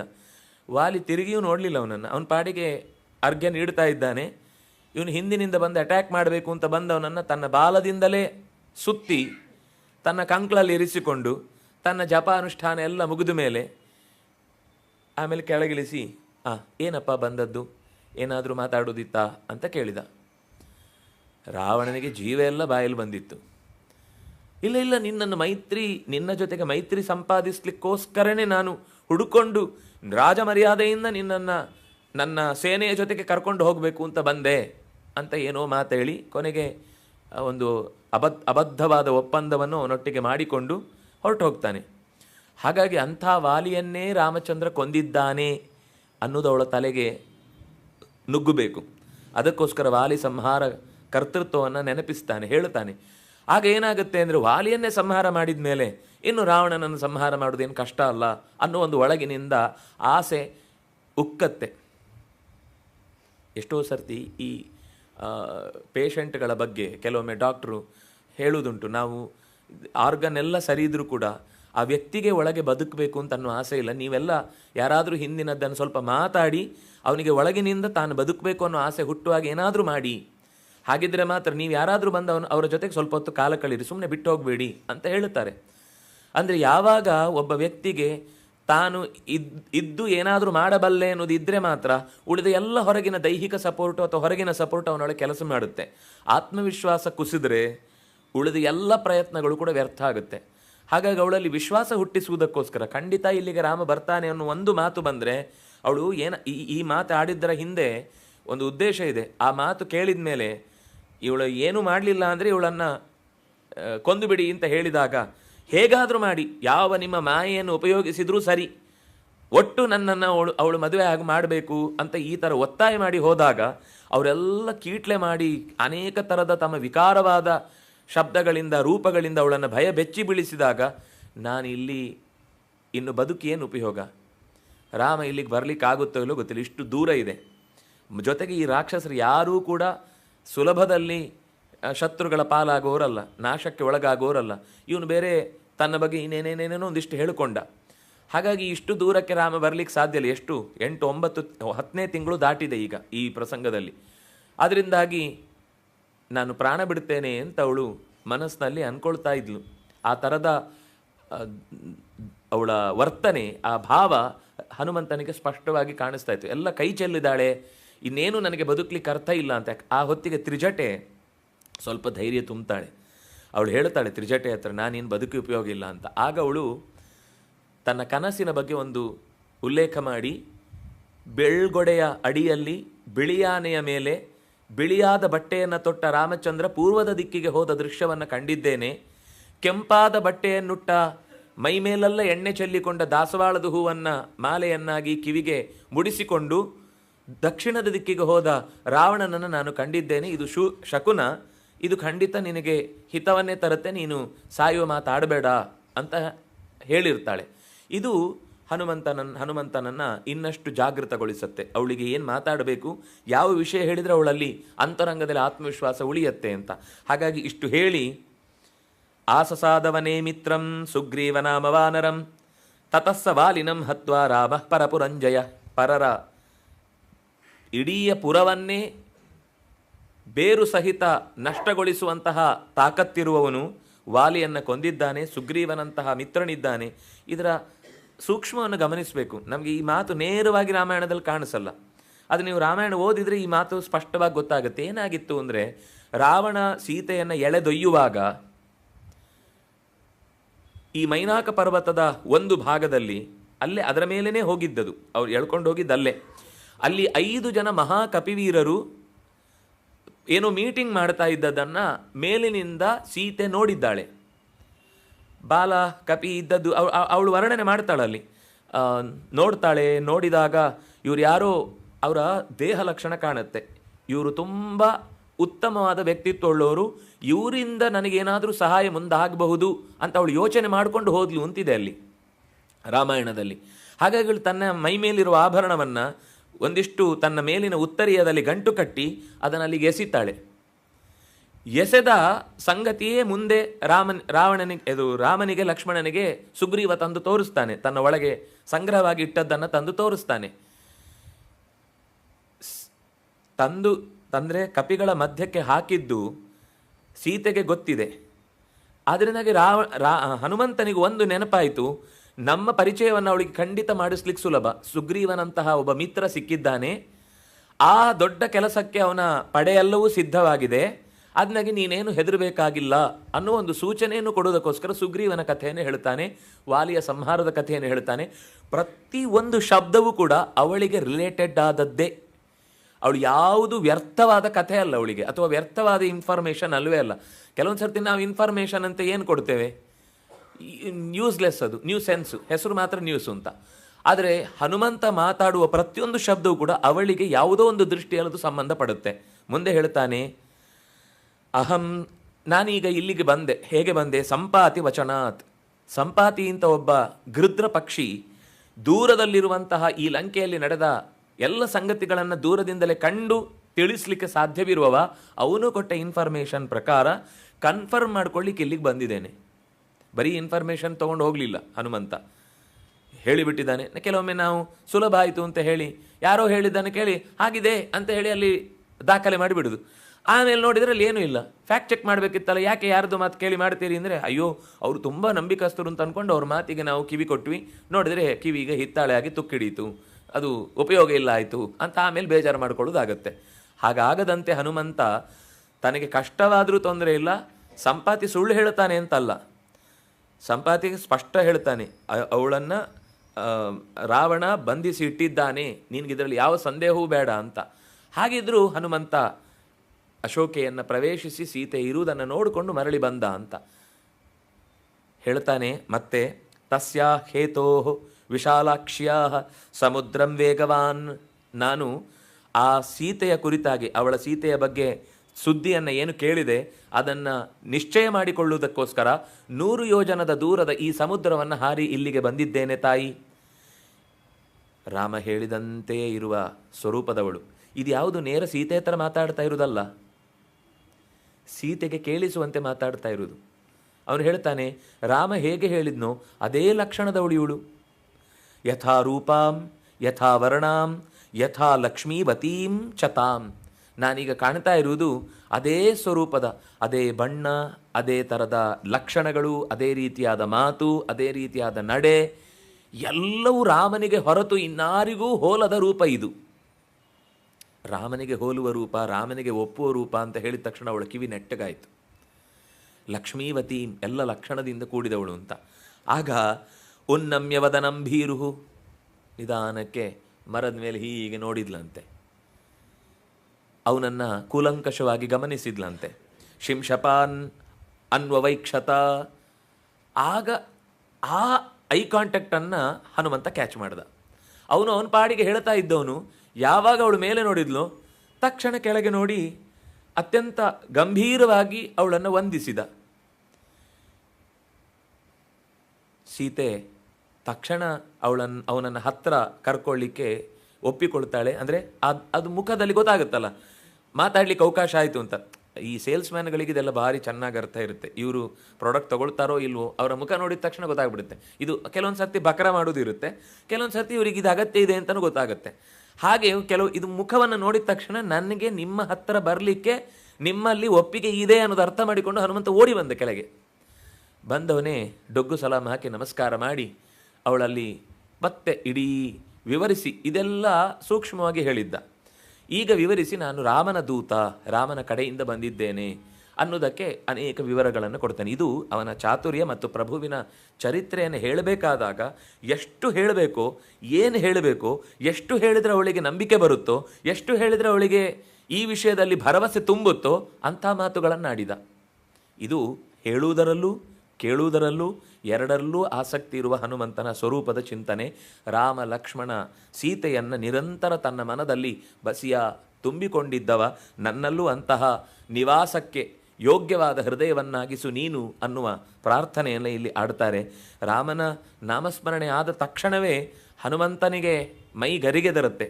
ಒಂದು ಅಷ್ಟೇ ಗರಿಗೆದರಿಸುವಂತೆ ಬೇರೆಯವರಿಗೆ ಆ ನಾಮವನ್ನು ಹೇಳಿ ಅವರ ಬದುಕಿನಲ್ಲಿ ಅತ್ಯಂತ ಭಾವವನ್ನು ಹುಟ್ಟು ಹಾಕ್ತಾನೆ, ಹಾಡ್ತಾನೆ ಅಂತ ಅನ್ನೋದಕ್ಕೆ ಬಂದಾಗ ಭಾಗವತದಲ್ಲಿ ನಾನು ಮೊನ್ನೆ ಹೇಳಿದ್ದೆ, ಕಿಂಪುರುಷ ಖಂಡದಲ್ಲಿ ಇರ್ತಾನೆ ಅಂತ. ಅದರ ಮಾತು ಕಿಂಪುರುಷ ವರ್ಷೇ ಭಗವಂತಂ ಆದಿಪುರುಷಂ ಲಕ್ಷ್ಮಣಾಗ್ರಜಂ ಸೀತಾರಾಮಂ ರಾಮಂ ತಚ್ಚರಡ ಸನ್ನಿಕರ್ಷಣಾಭಿರತಃ ಪರಮ ಭಾಗವತೋ ಹನುಮಾನ್ ಸಹ ಕಿಂಪುರುಷೇ ಅವಿರತ ಭಕ್ತಿರಾಸ್ತೆ. ಅವಿರತವಾದ ಭಕ್ತಿಯಿಂದ ಕಿಂಪುರುಷ ಖಂಡದಲ್ಲಿ ರಾಮ ಲಕ್ಷ್ಮಣ ಸೀತಾ ಯಾವಾಗಲೂ ಈ ಕುಟುಂಬವನ್ನೇ ಒಟ್ಟಿಗೆ ಚಿಂತಿಸುವುದು ಕ್ರಮ. ಬರೀ ರಾಮನನ್ನು ಚಿಂತಿಸುವುದು ಅಂತ ಕ್ರಮ ಬಹಳ ಕಮ್ಮಿ. ಎಲ್ಲೋ ಮಂತ್ರೋಪಾಸನೆಯಲ್ಲಿ ಪ್ರತ್ಯೇಕವಾಗಿ ಹೇಳುವಾಗ ಶಬ್ದದಲ್ಲಿ ಬೇರೆದ್ದು ಕಾಣದೇ ಇದ್ದರೂ ಧ್ಯಾನ ಚಿಂತನೆಯಲ್ಲಾದರೂ ಪ್ರಿಯೆಯ ಸಮೇತಂ, ತನ್ನ ಪ್ರಿಯೆಯಾದಂತಹ ಸೀತೆಯ ಜೊತೆಗೆ ಹನುಮಂತನ ಪ್ರಾರ್ಥನೆಯ ಗೀರ್ಭಿಹಿ ಹನುಮಂತ ಸ್ತೋತ್ರ ಮಾಡುವ ಸ್ಥಿತಿಯಲ್ಲಿ ಕೆಳಗೆ ಕೂತಿರ್ತಾನೆ. ಪಕ್ಕದಲ್ಲಿ ಲಕ್ಷ್ಮಣ ಇದ್ದಾನೆ. ರಾಮನನ್ನು ಕರೆಯುವಾಗ ಲಕ್ಷ್ಮಣಾಗ್ರಜ ಭರತಾಗ್ರಜ ಅಂತ ಕರೆಯುವುದರಲ್ಲೇ ಚಂದ. ಅದೇ ಎಲ್ಲ ಕಡೆಯಲ್ಲೂ ಉಲ್ಲೇಖ ಮಾಡುವಂಥದ್ದು. ಹಾಗಾಗಿ ಕಿಂಪುರುಷ ಖಂಡದಲ್ಲಿ ಇವತ್ತಿಗೂ ರಾಮ ಸೀತಾ ಲಕ್ಷ್ಮಣ ಸಹಿತನಾದ ಭಗವದ್ ರೂಪವನ್ನು ಹನುಮಂತ ಚಿಂತಿಸ್ತಾ ಇರ್ತಾನೆ ಅಂತನ್ನುವ ಮಾತು ಬರುತ್ತೆ. ಅಲ್ಲಿ ಅವನು ಚಿಂತಿಸುವ ಒಂದು ಮಂತ್ರವನ್ನು ಹೇಳುತ್ತಾರೆ. ಹನುಮಂತ ಯಾವ ರೀತಿ ರಾಮನನ್ನು ಚಿಂತಿಸ್ತಾನೆ. ನಮೋ ಭಗವತ ಉತ್ತಮ ಶ್ಲೋಕಾಯ ನಮ ಆರ್ಯಲಕ್ಷಣ ಶೀಲವ್ರತಾಯ ನಮ ಉಪಾಶ್ರಿತಾತ್ಮನೇ ನಮ ಉಪಾಸಿತಲೋಕಾಯ ನಮಃ ಸಾಧುವಾದ ನಿಕರ್ಷಣಾಯ ನಮೋ ಬ್ರಹ್ಮಣ್ಯ ದೇವಾಯ ಮಹಾಪುರುಷಾಯ ಮಹಾರಾಜಾಯ ನಮಃ. ಆಶ್ಚರ್ಯ ಏನು ಅಂದರೆ ಇಲ್ಲಿ ನಮಃ ಅಂತ ಒಟ್ಟು 7 ಪದಗಳಿವೆ. 7 ಕಾಂಡದ ಚಿತ್ರಣವನ್ನು ಕೊಡುವ ಪದಗಳವು. ಇಲ್ಲ ಅಂದರೆ ನಮಃ ನೋಡಿ, ನಮೋ ಭಗವತೆ ಉತ್ತಮ ಶ್ಲೋಕಾಯ ನಮಃ ಆರ್ಯಲಕ್ಷಣಶೀಲವ್ರತಾಯ ನಮಃ ಉಪಾಶ್ರಿತಾತ್ಮನೆ ನಮಃ ಉಪಾಸಿತಲೋಕಾಯ ನಮಃ ಸಾಧುವಾದ ನಿಕರ್ಷಣಾಯ ನಮಃ ಬ್ರಹ್ಮಣ್ಯದೇವಾಯ ಮಹಾಪುರುಷಾಯ ಮಹಾರಾಜಾಯ ನಮಃ. ಆ ಶಬ್ದವನ್ನು ಗಮನಿಸಿ, ನಿಮಗೆ ರಾಮಾಯಣದ ಕಾಂಡಗಳ ಸ್ಥೂಲವಾದ ಪರಿಚಯ ಇದ್ದರೆ ಅದೇ ಕಥೆಯನ್ನು ರಾಮನಿಗೆ ಇಡೀ ಕಥೆಯ ಸಾರ ಹೆಸರನ್ನು ಕೊಟ್ಟು ಅವನು ಸ್ತೋತ್ರ ಮಾಡ್ತಾ ಇದ್ದಾನೆ. ನಿರಂತರ ರಾಮನ ಕಥೆಯನ್ನು ಹೇಳ್ತಾನೆ ಅಂತಲೇ ಅಲ್ಲಿ ಹೇಳಿದ್ದು. ಅದನ್ನು ಹೇಳುವ ಮಂತ್ರ ರಾಮಾಯಣದ್ದೇ, ಇಡೀ ರಾಮನ ಚರಿತ್ರೆ ಅದು. ಮೊದಲಿನ ಶಬ್ದ ನಮೋ ಭಗವತೆ ಉತ್ತಮ ಶ್ಲೋಕಾಯ. ಶ್ಲೋಕ ಅಂದರೆ ಉತ್ತಮವಾದ ಗುಣಗಳಿಂದ ಹೊಗಳಲಿಕ್ಕೆ ಯೋಗ್ಯವಾದ ವ್ಯಕ್ತಿ ಅಂತ ಅರ್ಥ. ನಮಗೆ ಶ್ಲೋಕ ಅಂದರೆ 8 ಪದಗಳ 4 ಸಾಲಿನ ಒಂದು ಪದ್ಯ ಅಂತ. ಹಾಗೆ ಆ ಪದಗಳೊಳಗೆ ಸೇರಲಿಕ್ಕೆ ಅರ್ಹತೆ ಇದ್ದು ಗುಣ ಇದ್ದರೆ ಮಾತ್ರ ಅವನು ಪುಣ್ಯಶ್ಲೋಕಸ್ತೀರ್ಥಪಾದೋ. ದೇವರನ್ನು ಹೊಗಳುವಾಗ ಪುಣ್ಯಶ್ಲೋಕ ಅಂತ ದೇವರಿಗೊಂದು ಚಿಂತನೆ ಇದೆ. ಒಂದು ಗುಣ ವಾಚಕವಾದ ನಾಮ ಅವನನ್ನು ಹೊಗಳ್ತಾರೆ. ಪುಣ್ಯಶ್ಲೋಕ ಅಂದರೆ ಯಾರ ಬಗೆಗೆ ಹೇಳಿದರೆ ನಮಗೆ ಪುಣ್ಯ ಬರುತ್ತೋ ಅವನು ಪುಣ್ಯಶ್ಲೋಕ ಅಂತ. ಉತ್ತಮ ಶ್ಲೋಕ, ಉತ್ತಮ ಅಂತಂದರೆ ಉತ್ತಮವಾದ ಗುಣಗಳಿಂದ ಹೊಗಳಲಿಕ್ಕೆ ಯೋಗ್ಯವಾದ ವ್ಯಕ್ತಿತ್ವ ಇರುವವ ಅಂತ ಅರ್ಥ. ನೀವು ಆರಂಭದ ಬಾಲಕಾಂಡವನ್ನು ನೋಡಿದರೆ ಸುಮಾರು 5-6 ಕಡೆಗಳಲ್ಲಿ ಮೊದಲಿಗೆ ವಾಲ್ಮೀಕಿ ಪ್ರಶ್ನೆ ಮಾಡ್ತಾನೆ, ನನಗೆ ಒಬ್ಬ ಉತ್ತಮನಾದ ನಾಯಕನ ಉತ್ತಮ ಲಕ್ಷಣಗಳಿಂದ ಕೂಡಿದ, ಅಲ್ಲೂ ಮಾತಿರುವುದು ಉತ್ತಮ ಶ್ಲೋಕನನ್ನು ಹೇಳು ಅಂತ. ಉತ್ತಮನಾದ ಒಬ್ಬ ವ್ಯಕ್ತಿತ್ವವನ್ನು ನಾನು ನನ್ನ ಕಾವ್ಯದಲ್ಲಿ ಹಿಡಿದಿಟ್ಟು ಅವನ ಚರಿತ್ರೆಯನ್ನು ಹೇಳಬೇಕು, ಅಂಥ ವ್ಯಕ್ತಿಯನ್ನು ಹೇಳು ಅಂತ. ಆಗ ನಾರದರು ಹೇಳ್ತಾರೆ, ಅಯ್ಯೋ ನಮ್ಮ ಕಾಲದ್ದೇ ಇಕ್ಷ್ವಾಕು ವಂಶ ಪ್ರಭವ ರಾಮೋ ನಾಮ ಜನೈಶ್ರುತ. ರಾಮ ಅನ್ನುವ ಹೆಸರಿನ ಇಕ್ಷ್ವಾಕು ಕುಲ ಪ್ರದೀಪನಾದ ರಾಮಚಂದ್ರ ಸೂರ್ಯವಂಶದವ, ಅವನ ಬಗ್ಗೆ ಹೇಳ್ತೇನೆ ಅಂತ ಆ ಇಡೀ ಅಧ್ಯಾಯದಲ್ಲಿ ರಾಮನ ಗುಣವನ್ನು ಸಮಗ್ರ ಚಿತ್ರಣ ಕೊಡುವ ಮೂಲಕ ಅಲ್ಲಿ ಸ್ತುತಿ ಮಾಡ್ತಾರೆ. ಅದಾದ ಮೇಲೆ ಮುಂದೆ ದಶರಥ ರಾಮನ ಹುಟ್ಟುಹಬ್ಬವನ್ನು ಆಚರಿಸುವುದಕ್ಕೋಸ್ಕರ ಪುನರ್ವಸು ನಕ್ಷತ್ರದ ದಿನ ದೇಶದ ಎಲ್ಲ ಮುಖಂಡರನ್ನು ಕರೆದು, ನನಗೆ ಹೀಗೆ ವಯಸ್ಸಾಗಿದೆ, ನಾನು ಅಧಿಕಾರವನ್ನು ಬಿಟ್ಟುಕೊಡಬೇಕು ಅಂತಿದ್ದೇನೆ, ನಿಮಗೇನು ಅನಿಸುತ್ತೆ ರಾಮನ ಬಗ್ಗೆ? ಆಗ ಅಲ್ಲಿಯ ಒಬ್ಬೊಬ್ಬರೇ ಹಿರಿಯ ಅಧಿಕಾರಿಗಳು ಪ್ರಜೆಗಳು ರಾಮನ ಗುಣಗಾನ ಎಷ್ಟು ಮಾಡ್ತಾರೆ ಅಂದರೆ, ರಾಮನನ್ನು ಪರಿಚಯಿಸೋದಕ್ಕೆ ಸಾಮಾನ್ಯ ಜನಕ್ಕೂ ಇಷ್ಟು ಶಕ್ತಿ ಇತ್ತು ಅನ್ನೋದು ನಮ್ಗೆ ಅರ್ಥ ಆಗುತ್ತೆ. ಇದು ರಾಮ ಬಂದು ಸುಮಾರೊಂದು ಮದುವೆಯಾಗಿ ಬಂದು ಸುಮಾರೊಂದು 10-12 ವರ್ಷಗಳ ನಡುವೆ ಜನರ ಸಂಪರ್ಕದಿಂದಾಗಿ ಸಾಧಿಸಿದ ಹೆಸರು, ಅಂದರೆ ಪಡೆದ ಕೀರ್ತಿ. ಆ ಕೀರ್ತಿಯನ್ನು ಜನ ಕೊಂಡಾಡುತ್ತಾರೆ. ಹೀಗೆ ಆ ಬಾಲಕಾಂಡ ಅಂದರೆ ಶಬ್ದದ ದೃಷ್ಟಿಯಿಂದ ಯೋಚನೆ ಮಾಡಿದರೆ ಅದಕ್ಕೆ ಸಂಬಂಧವೇ ಕಾಣಲ್ಲ. ಬಾಲ ಅಂದರೆ ಬಾಲ್ಯ ಪರಿಚಯವನ್ನು ಮಾಡುವ ಕಾಂಡ ಅಂತ. ಆದರೆ ಇಡೀ ರಾಮಾಯಣದಲ್ಲಿ ಒಂದೇ ಒಂದು ರಾಮನ ಬಾಲ್ಯವನ್ನು ಪರಿಚಯಿಸುವ ಕಥೆ ಇಲ್ಲ. ರಾಮ ಚಿಕ್ಕಂದಿನಲ್ಲಿ ಹಾಗೆ ಮಾಡಿದ, ರಾಮ ಮರವನ್ನು ಏರಿದ, ಉಳಿದವರನ್ನು ಕೀಟ್ಲೆ ಮಾಡಿದ, ಇಲ್ಲವೇ ಇಲ್ಲ. 1-2 ಶ್ಲೋಕದಲ್ಲಿ ಆಡ್ತಾ ಬೆಳೆದ್ರು, ಮುಗಿದೋಯ್ತು. 4 ಜನರು ಕೂಡ ವ್ಯವರ್ಧಂತತೆ, ರಾಮ ಲಕ್ಷ್ಮಣ ಭರತ ಶತ್ರುಘ್ನರು ದಿನ ಕಳೆದಂತೆ ಬೆಳೆದು ನಿಂತರು, ಮುಗಿದೋಯ್ತು. ಬಾಲ್ಯದ ಒಂದೇ ಒಂದು ಕಥೆ ಇಲ್ಲ. ಆದರೂ ಅದಕ್ಕೆ ಬಾಲಕಾಂಡ ಅಂತ ಹೆಸರು ಯಾಕೆ ಅಂತ ನಾವು ಕೇಳಿದರೆ ಗೊತ್ತಿಲ್ಲ. ಎಲ್ಲರೂ ಹೇಳ್ತಾರೆ ನೋಡಿ. ಮುಂದೆ ಎಲ್ಲ ಗಮನಿಸಿ, ಅಯೋಧ್ಯಾಕಾಂಡ ಯಾಕೆ? ಇಡೀ ಆ ಕಥೆ ಅಯೋಧ್ಯೆಯಲ್ಲಿ ನಡೆಯುತ್ತೆ, ಅದರಿಂದಾಗಿ ಅದಕ್ಕೆ ಅಯೋಧ್ಯಾಕಾಂಡ ಅಂತ. ಮುಂದೆ ಅರಣ್ಯ ಯಾಕೆ ಅಂದರೆ ಅದು ಅರಣ್ಯದಲ್ಲೇ ಇರುವ ಕಾಂಡ, ಇಡೀ ಕಾಡಿನ ಓಡಾಟವನ್ನೇ ಚಿತ್ರಿಸುತ್ತೆ ಅರಣ್ಯಕಾಂಡ. ಮುಂದೆ ಕಿಷ್ಕಿಂಧೆಯ ಸಂಪರ್ಕ ಆಯಿತು, ಅದರಿಂದಾಗಿ ಅದು ಕಿಷ್ಕಿಂಧಾಕಾಂಡ.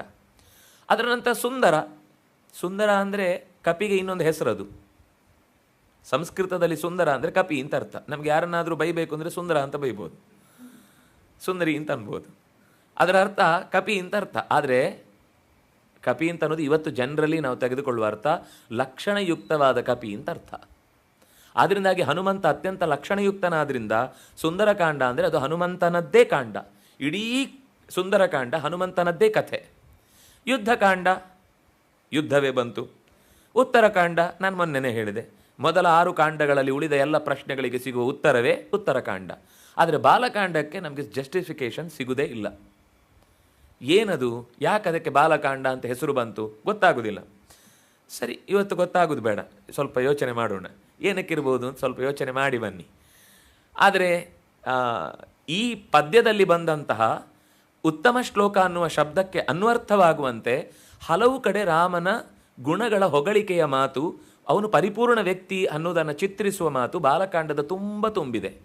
ಹಾಗಾಗಿ ಇದಕ್ಕೆ ಮೊದಲ ಮಂತ್ರದ ಸಾಲಾಗಿ 7 ಕಾಂಡದ ಮೊದಲನೇ ಕಾಂಡದ ಚಿತ್ರಣವಾಗಿ ನಮೋ ಭಗವತೆ ಉತ್ತಮ ಶ್ಲೋಕಾಯ, ಭಗವಂತನೇ ಇಳಿದು ಬಂದದ್ದು ಅನ್ನುವ ಚಿತ್ರಣವನ್ನು ದಶರಥನ ಪುತ್ರಕಾಮೇಷ್ಟಿ ಯಾಗದಲ್ಲಿ ಎಲ್ಲ ದೇವತೆಗಳು ನಾರಾಯಣನನ್ನು ಬಂದು ಕೇಳಿಕೊಳ್ತಾರೆ.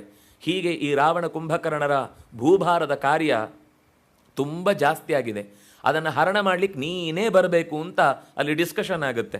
ಆಯಿತು ಅಂತ ಹೇಳಿ ಆ ಋಷ್ಯಶೃಂಗರು ಕೊಟ್ಟ ಪಾಯಸದಲ್ಲಿ ನಾನು ಸೇರಿಕೊಳ್ತೇನೆ ಅಂತ ಹೇಳಿ ನಾರಾಯಣ ತನ್ನದೇ 4 ರೂಪಗಳನ್ನು ಪ್ರತ್ಯೇಕವಾಗಿ ವಿಭಾಗಿಸಿ, ವಾಸುದೇವ, ಸಂಕರ್ಷಣ, ಪ್ರದ್ಯುಮ್ನ, ಅನಿರುದ್ಧ ಅನ್ನುವುದನ್ನು ವಿಭಾಗಿಸಿ ನೇರವಾಗಿ ವಾಸುದೇವ ರಾಮನಾಗಿ, ಉಳಿದಂತೆ ತನ್ನ ಸಬಾರ್ಡಿನೇಟ್ಗಳನ್ನು, ಯಾಕೆಂದರೆ ತಾನು ಬರುವಾಗ ತನ್ನ ಜೊತೆಗೆ ತನ್ನ ಮಲಗುವ ಹಾಸಿಗೆಯೂ ಬರಬೇಕು, ಅದಕ್ಕೋಸ್ಕರ ಶೇಷನನ್ನು ಕರೆದುಕೊಂಡ, ಅವನಲ್ಲಿ ಸಂಕರ್ಷಣ ಅನ್ನುವ ತನ್ನ ರೂಪ ಇಟ್ಟ.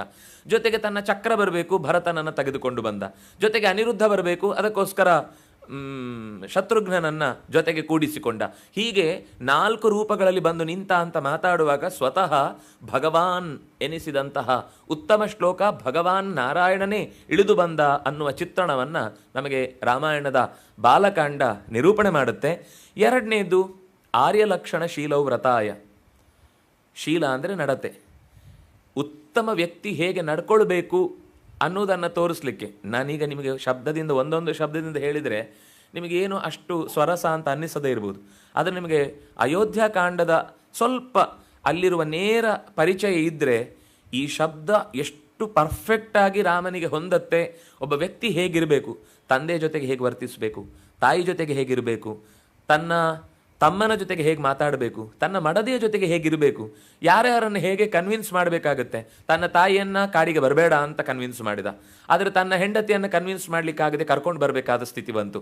ಅಂದರೆ ಇದೆಲ್ಲ ಗಮನಿಸಿದರೆ ಒಬ್ಬ ಆರ್ಯನಾದ ವ್ಯಕ್ತಿ ಎಲ್ಲರ ಜೊತೆಗೆ ಕೌಟುಂಬಿಕವಾದ ಬಾಂಧವ್ಯವನ್ನು ಹೇಗೆ ಉಳಿಸಿಕೊಳ್ಬೇಕು ಅನ್ನುವ ಶೀಲವನ್ನು ಇಡೀ ಅಯೋಧ್ಯಾಕಾಂಡ ತಿಳಿಸಿಕೊಡುತ್ತೆ. ಆದ್ದರಿಂದ ಈ ಶಬ್ದ ಆರ್ಯ ಲಕ್ಷಣ ಶೀಲವು ವ್ರತಾಯ ಅನ್ನುವ ಶಬ್ದ ತಿಳಿಸುತ್ತೆ. ಅಲ್ಲಿಗೆ 2 ಕಾಂಡದ ಚಿತ್ರಣವನ್ನು ಹನುಮಂತ ನಿತ್ಯ ಉಪಾಸನೆ ಮಾಡುತ್ತಾ ಇದ್ದಾನೆ ಅನ್ನುವುದು ನಮಗೆ ತಿಳಿಯಿತು. ಇನ್ನು ಮುಂದೆ ಉಳಿದ ಪದಗಳ ಮೂಲಕ ಉಳಿದ 5 ಕಾಂಡಗಳ ಚಿತ್ರಣ ಹೇಗೆ ಬಂತು ಮತ್ತು ಬಾಲಕಾಂಡ ಅನ್ನುವ ಹೆಸರು ಯಾಕೆ ಬಂತು ಅಂತ ನಿಮ್ಮಿಂದ ಉತ್ತರ ಪಡೆಯುವ ಅವಕಾಶವನ್ನು ನಾಳೆ ನಾವು ಸಂದರ್ಭಕ್ಕೆ ಜೋಡಿಸಿಕೊಳ್ಳೋಣ ಅಂತ ಹೇಳ್ತಾ,